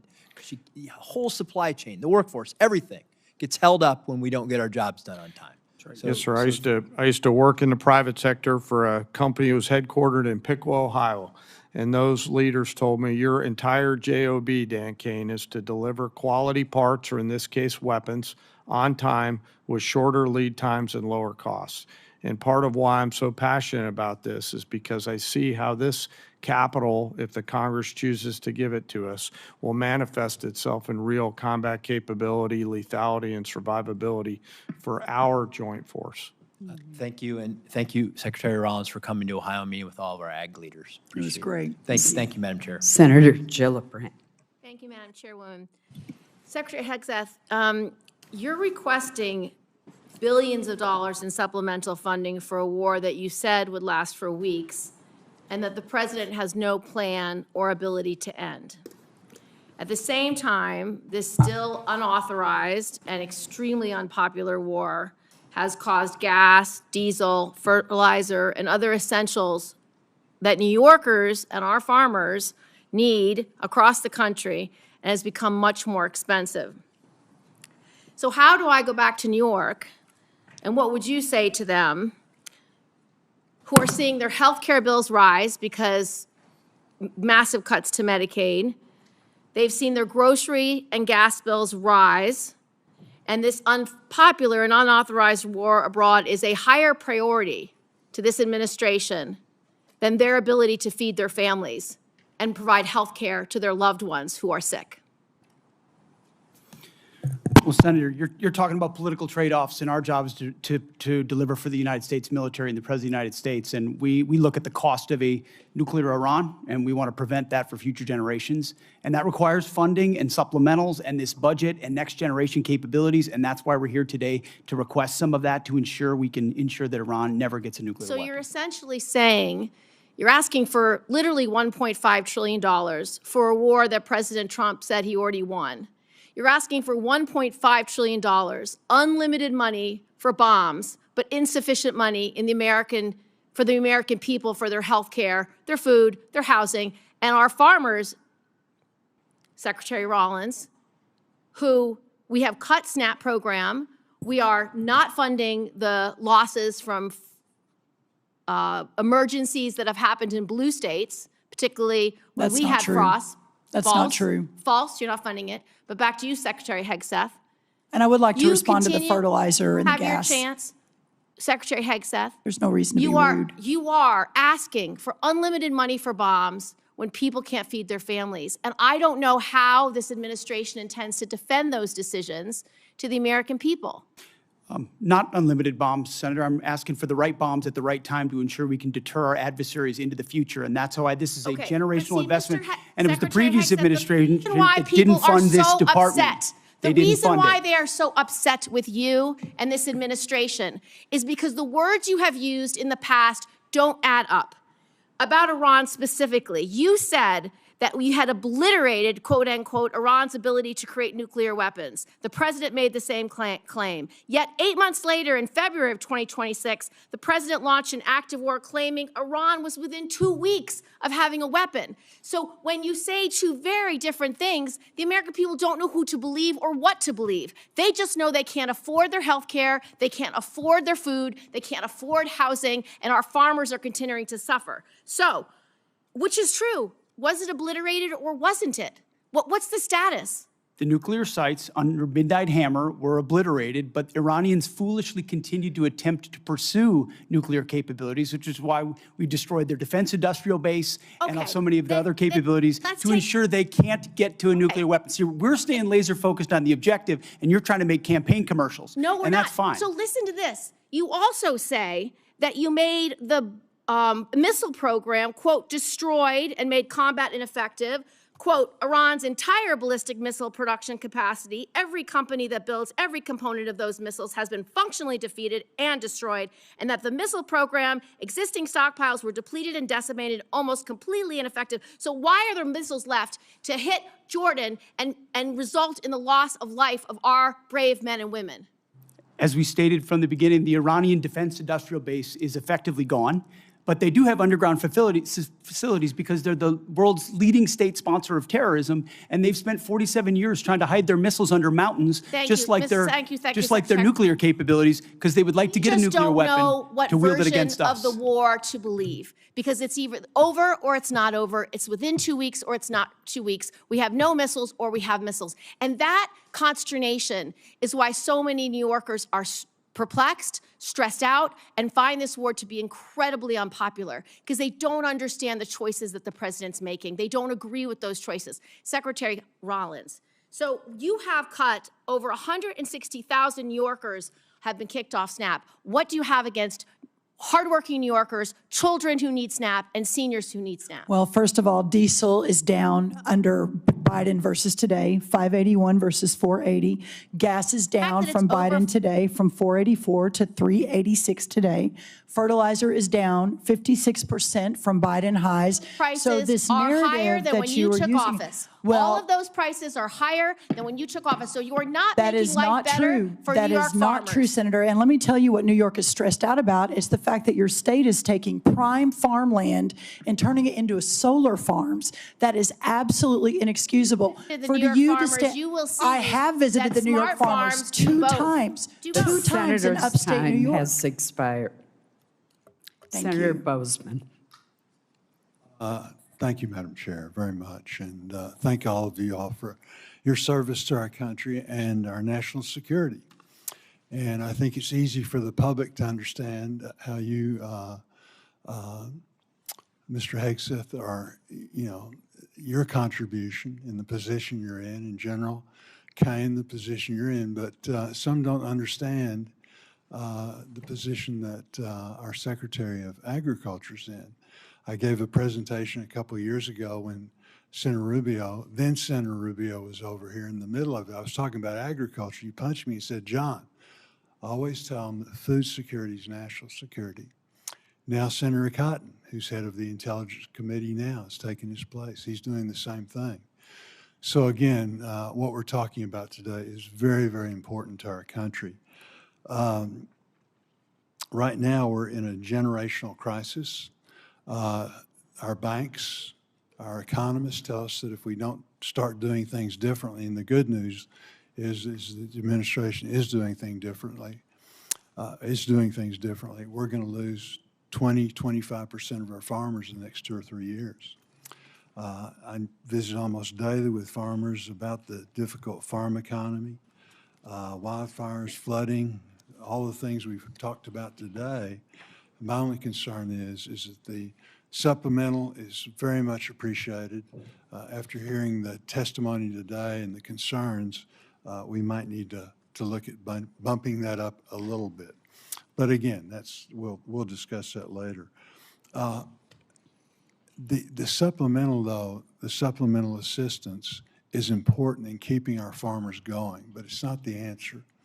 Will you just reiterate again what we're trying to do? We're trying to give farmers a bump, an edge to keep going until the programs that we're putting in place now kick in.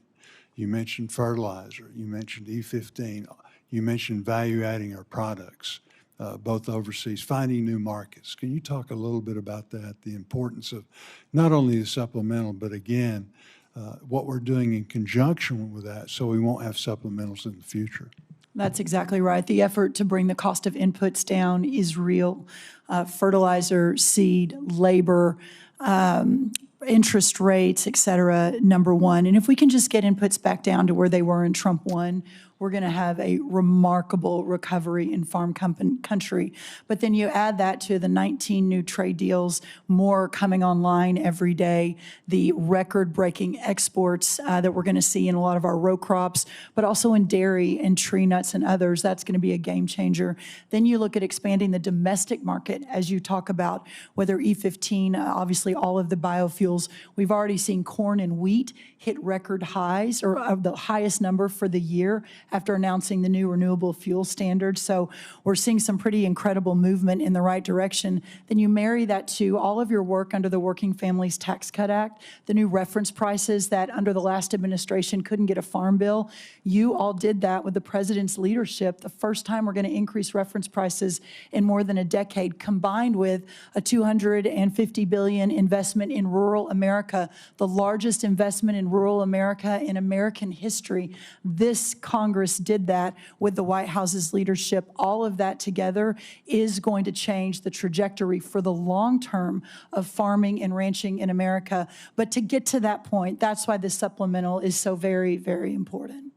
Madam Secretary, I have a letter from Farm Bureau that I want to put into the record that just outlines requesting relief to sustain America's farmers and ranchers. Secretary Hegseth, General Caine, one of the things that we're concerned about is that in the military construction aspect of things, we're really not asking for that in the supplemental. I know that the success of Operation Epic Fury, particularly for our missile interceptors and short-range aircraft, really basing was a large part of that. Can you tell us how we can help you, again, try and plus up our military construction in some way so that we're not going to be faced with this in the future, trying to double up? Senator, I think by Congress finding the ability to meet up to close to our the totality of $1.5 trillion means we're not making the kind of trade-offs this department has made now for decades. Those are the types of things, construction, maintenance, that fall off when trade-offs occur. And so you dig the hole even deeper. And what this budget does, first of all, it fully funds the UPA list, which is the unfunded priority list of PACOM, a priority theater, and then it gets at every single substandard barrack that we have across the department. So we're funding the military construction in a way that we've never done before to get out of the hole that we've had for a while. Very good. Thank you, Madam Chair. Thank you, Senator Bozeman. To the very patient Senator Baldwin. Thank you, Madam Chair and Madam Vice Chair. And thank you for appearing before our committee today. To many I represent and to me, this supplemental request is another example of this administration's misplaced priorities. Instead of spending tens of billions of dollars more for this president's war of choice in Iran, that both houses of Congress, I may add, have voted to end absent explicit authorization by Congress, we should be focusing on the needs of American families. We could invest this money to accelerate new cures and treatments for cancer and Alzheimer's. We could use it to help more families with rising home energy costs. We could use this funding to help more families afford quality childcare. We could use this funding to help more kids get free school lunch. We could use this funding to restore health care for working families. We could use this funding to support our public schools and special education. This is a war of choice, and every dollar spent on this war is a dollar not spent helping families afford housing, health care, groceries, childcare at home, investing in the opportunities for the American people. First, I want to express my condolences and my respect for the 17 American service members killed in this war since February, including 3 over the past few days. Their lives are the price this country has paid for this war. The deadliest day for U.S. forces was on March 1st, when an Iranian drone struck an Army facility at Port Shuaibah, Kuwait, killing 6 soldiers and injuring more than 30 others, including soldiers from Wisconsin. Soldiers from the unit stationed at Port Shuaibah told reporters that the facility did not have adequate air defense capabilities. These soldiers and their families believe they were sent into harm's way without the defenses they needed. Secretary Hegseth, what would you say to those soldiers and their families? First of all, that we honor and recognize their sacrifice and what they've given. I've been in touch with at least one of those families on a regular basis and understand the pain of losing a loved one is unfathomable, which is why we greeted them at Dover, and we'll greet those again tomorrow. I would say in talking to Admiral Cooper, the CENTCOM commander, before all of this was undertaken, maximizing defensive capabilities, mostly by moving as many people as possible off the X, which we did in historic fashion, moving almost 90% of Americans in theaters off of where they could be a target, first of all. So Bunkers that they would move into, really early in on warning. Fort Schweba. And I Ultimately- will quote from the Washington Post article of July 12th. Schweba, this is a quote, Schweba did not have any of the systems that would take down the one-way attack Shahed drones, and initial security assessments found that the base was not adequately protected, end quote. Soldiers at Port Schweba have also been quoted in news reports saying that requests for additional medical and drone defense systems were denied prior to the conflict with Iran beginning. Why were those requests denied, Secretary Hegseth? I would confer with Admiral Cooper, but it's not a single drone or defense request denied at any level that I'm aware of. We did everything we could to move heaven and earth in every single location to protect every single American we July possibly could. 12th, Washington Post also quoted a soldier saying that the unit's request for an Eagles drone defense system was denied because of lack of assets. That's an end quote. U.S. Army Central has conducted an investigation into that attack. Do you commit to releasing the findings of that investigation publicly, yes or no? We'll get you the status of that. I would argue if it was a resource constraint, that's precisely why we're having this hearing today, to speed up systems to the battlefield, to warfighters as fast as humanly possible. It's been too slow in the past. It needs to be faster. The reforms we're undertaking will do Commit to releasing the findings that. of that investigation publicly, yes or no? I will work with Admiral Cooper to make sure it's handled properly. Yes, Senator. Thank you. Secretary Hegseth, I traveled to Walter Reed Military Hospital and met with soldiers who were injured in that attack. What they told me confirmed what other soldiers have said publicly, that most of these soldiers injured in the attack did not receive proper medical care in Kuwait, in Germany, or during their initial days back in the U.S. The U.S. military has been fighting wars in the Middle East for 25 years. Why was proper medical care not immediately available to these injured soldiers, and why were they not immediately screened for traumatic brain injuries? I'm not taking issue with the characterization of individual soldiers, but I would argue that every effort was made to provide every level of medical care possible, understanding how CENTCOM The operates. senator's time has expired, and there is a vote on. Senator Capito. Thank you, Madam Chair. Thank you all for being here. Thank you for your service. I want to begin because the last time that I saw you, Secretary Hegseth and General Caine, was at the Pentagon when you honored Andrew Wolf, who was attacked here in D.C. in November, and then the honor that you have given to Sarah Beckstrom and her family, who lost her life that day as well.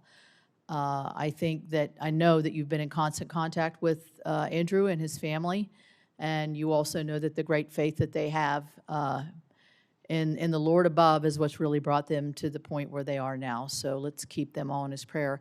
I am interested in Senator Baldwin's question because I do have a soldier from West Virginia who is making a very similar complaint. So whatever follow-up we can do, I would like to do that. I'd also like to recognize the three most recent service member that we lost, because we talk about them as service members and soldiers, but I haven't heard them say their name, and they're so young. First Lieutenant Tyler James Freehan, Private Isabella Gonzalez, and Sergeant Michael Swinton. You will be, greeting their families and, unfortunately, their caskets as they come forward tomorrow. So my question is, we've heard a lot about why we shouldn't be voting for this supplemental, or questions as to is that really necessary, or why? I guess my question, General Caine, is what's the consequence of not passing this supplemental? Where do you see that hitting us most deeply? Yes, ma'am. It will manifest itself in a few different places. Most significantly, it'll be in military personnel related matters. We'll figure out how to pay soldiers and sailors, but that would be a strain. Operations and maintenance costs, and then the ability for the department to take some of this capital and wisely invest it in future combat capability and things like AI, UAS, counter UAS, hypersonics, and space. So not only would it hit us today, but it could hit us tomorrow as well. Yes, ma'am. I actually view this as forward-looking. As we look at the future picture and the various risks that we're facing, the supplemental and the budget, frankly, help to ensure that we are properly arming the joint force for the myriad of potential contingencies that we face in the future. Thank you. So as we look at one of the, I think, best successes under your all's leadership at the Department of War has been the fulfillment of the recruitment in every branch. I remember last year, I think, or maybe the year before, only the Marines could brag that they had made their records, and now I think that many the other branches you're far exceeding what has previously done. So that tells me that American young men and women want to serve their country. They want to be safe. They want to do the right thing. So how does not funding them, and if they think that their salaries may be short, or we're going to have a continuing resolution, or we're going to shut down the government, how can this chill what has been one of the greatest successes, I think, in terms of not just today's force, but the force of the future? And Mr. Secretary, I'll ask you to answer that question. Well, in a brass tack sense, this $1.5 trillion budget in its totality sees a 7% pay raise for junior enlisted, 6% for your NCOs and junior officers, and 5% for senior officers. So it's significant reflection of the value we place on top of the other increases that Congress has provided them. If we were to have to, and we're going to do right by the troops, we're going to make sure they get paid, but it's going to put strains on training and readiness and all the other aspects of O&M over time, which makes its way down to the unit level. When you're saying we're focused on training and readiness and lethality, but we have to cut back on training because Congress can't get the money we need to the department, that's discouraging at every single level. And when young men and women join this War Department, we want them moving immediately into the training pipeline at the highest possible level with the best possible equipment. And they've seen that thus far, and that's led to historic recruiting momentum. We need to keep that momentum going. Yeah, and I would say that it could have the reverse effect. If this is troubled waters here and lack of confidence, which we see on the other side of the aisle there, and questions that I think wouldn't be asked if it were not of a political nature, we're going to chill our recruiting efforts here for our young people as they look forward to serving their country and becoming that patriot they want to be. You're right. Or return to the valley under the Biden administration, where not only did they not meet the goals, but they had to lower the goals and then didn't meet the lowered goals. And then now we don't have the readiness we need as a force. Thank you very much. Thank you all very much. Thank you, Secretary of Agriculture. I'll get to you another time. Thank you. Senator Murphy. Thank you all for being here today. Secretary Hegseth, the American people either didn't want this war from the start or were deeply skeptical of this war because they have seen this country make the same mistake over and over again in wars in the Middle East, and that is to create either unrealistic or open-ended objectives. You said in March that the United States was, quote, on plan to defeat, destroy, and disable all of Iran's meaningful military capabilities at a pace that the world has never seen before. Obviously, as we've discussed here today, that objective has not been achieved and is not going to be achieved. Iran is adept, more adept than even at the start of the war, at hiding their capabilities or repairing after damage we have done. There's an open report that when it comes to their missile sites along the Strait of Hormuz, 30 of 33 are still operational. I wouldn't believe all the open reports, Senator.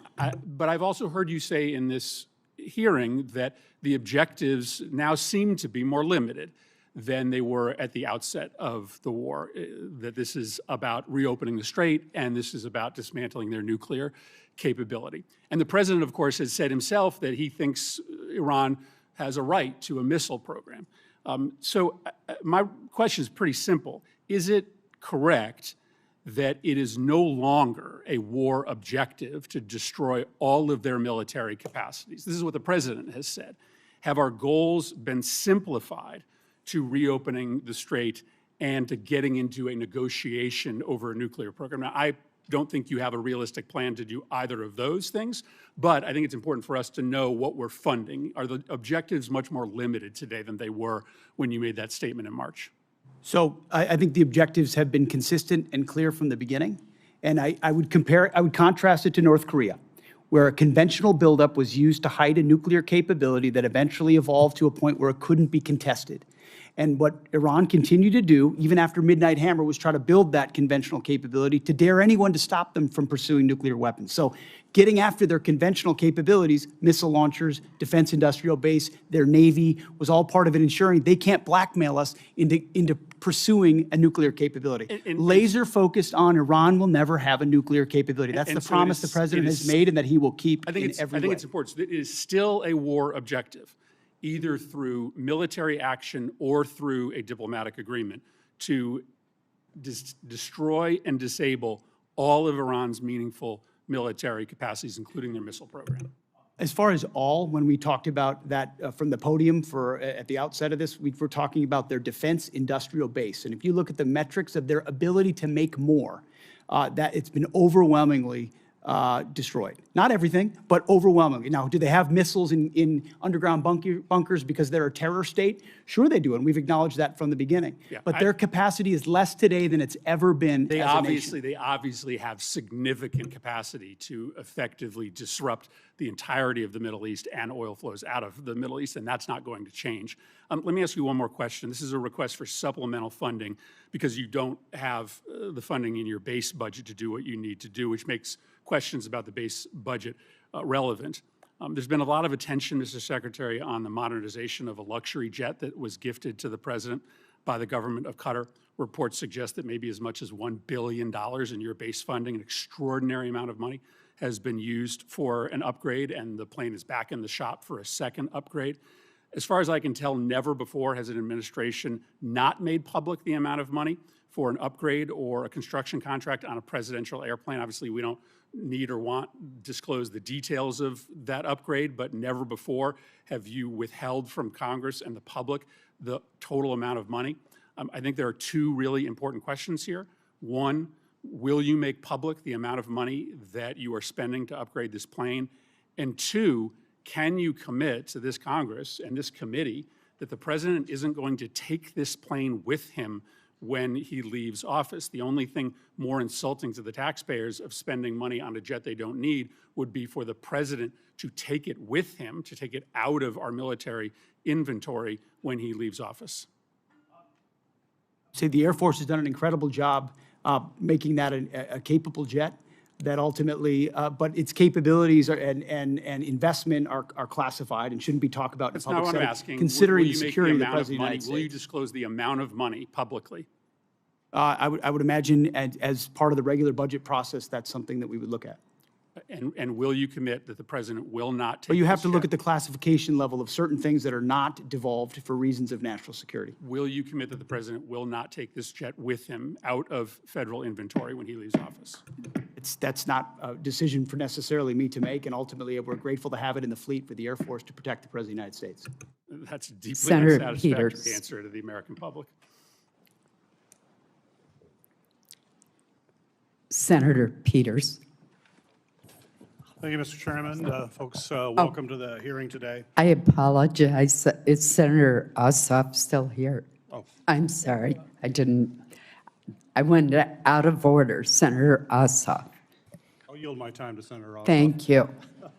Thank you, Madam Chair, and thank you all for your testimony. And General Caine, let me just begin by expressing on behalf of all Georgians our immense gratitude and admiration for the service members who are making tremendous sacrifices and conducting themselves with extraordinary selflessness and professionalism on behalf of the United States and our state's unified condolences and grief for the families of the 4 killed in action, and our hope for a swift recovery for the nearly 100 wounded over the last 2 weeks. And thank you to you for your service to the nation.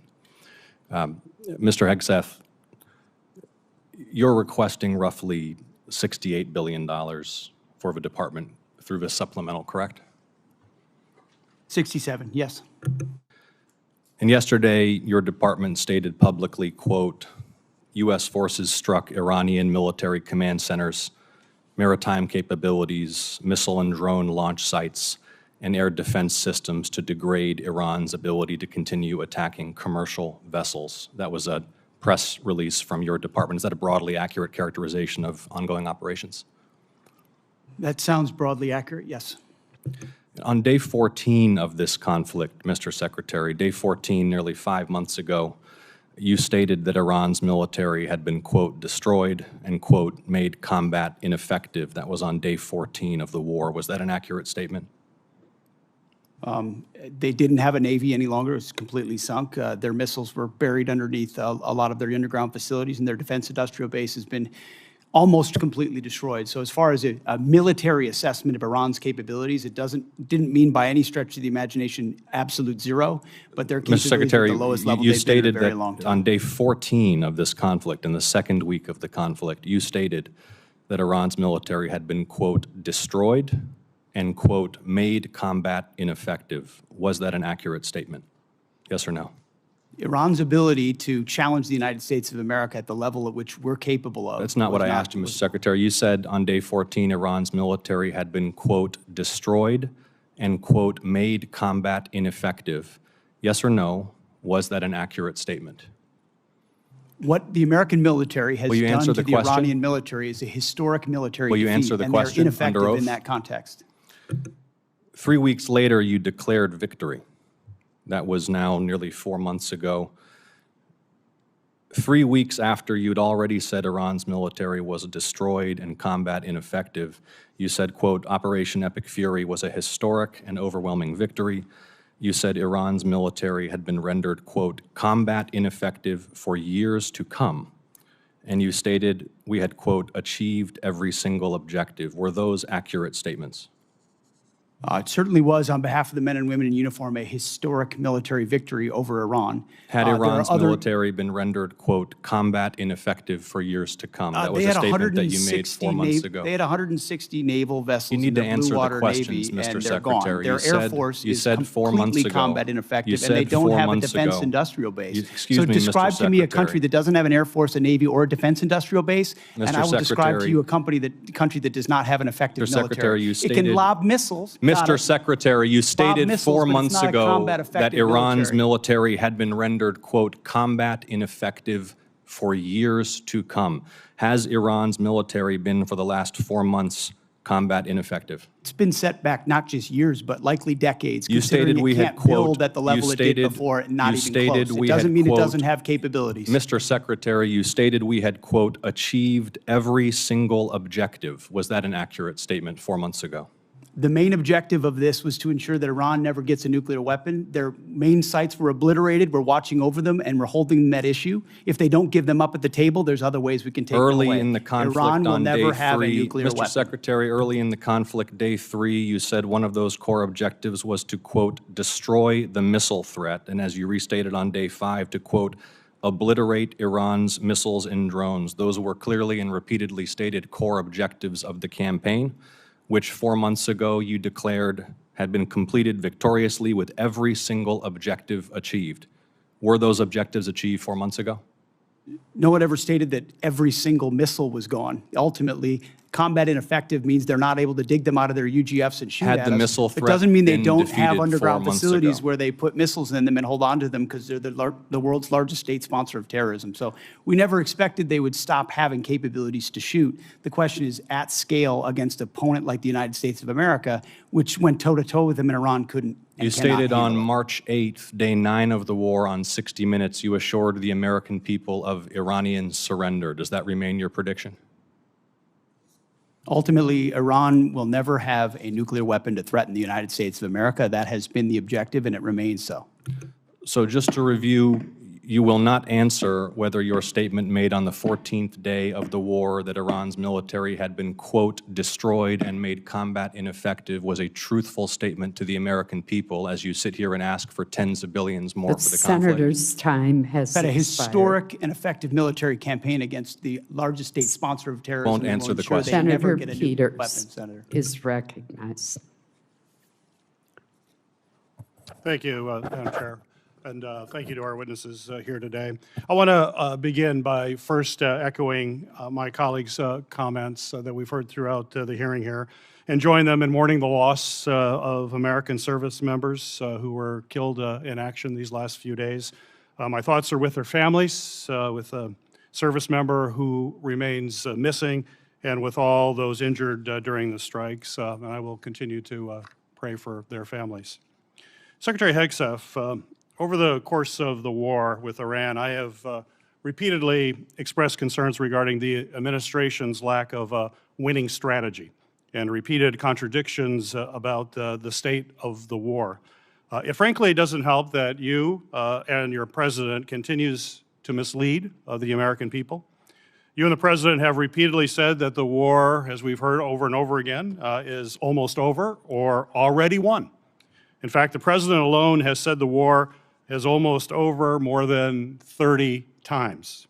On March 1st, the president said, we'll be done in 4 or 5 weeks. On March 9th, he said the war was very complete. On April 8th, he declared total and complete victory, 100%, no question about it. On the same day, you declared Operation Epic Fury was a historic and overwhelming victory on the battlefield, a capital V military victory by any measure. And yet today, July 21st, we have soldiers whose remains are sadly going to be returned to their deeply grieving families tomorrow. Clearly, the war is not over yet. After months of conflict, our strategy to win remains unclear. I have long said the United States has the strongest military in history in the world, and I have no doubt that our brave service members can execute any mission and prevail in any battle. But without a clear winning strategy, we're at risk of being in another forever war that'll put our service members in continued harm's way and continue to cost taxpayers billions of dollars. Secretary Hegseth, despite your failure to win this war, you are back now before Congress asking for almost $70 billion in additional funding. You're asking the American people for a blank check because, once again, the Trump administration's efforts have been an utter and complete failure to win this war to this point. So my question for you, sir, is how is your strategy different than what we've seen in the past? So far, we have not seen a strategy that's been successful. You mentioned nuclear material as the primary goal of the war. It still exists. We haven't dealt with that issue yet. You talk about the destruction of missiles, and yet the missiles that we saw hit recent targets are actually somehow more lethal, more deadly, more maneuverable than what we have seen in the past. So they're obviously improving their munitions. The Strait of Hormuz is still closed, reminding everybody it was open before the war. Prices were lower for everybody until the war, and it still remains closed. And of course, tragically, people, service members, our warfighters, who we care deeply about, are still dying. So what's different? Mr. Hegseth, Secretary Hegseth. I think your characterization of this incredible effort as a failure is reckless.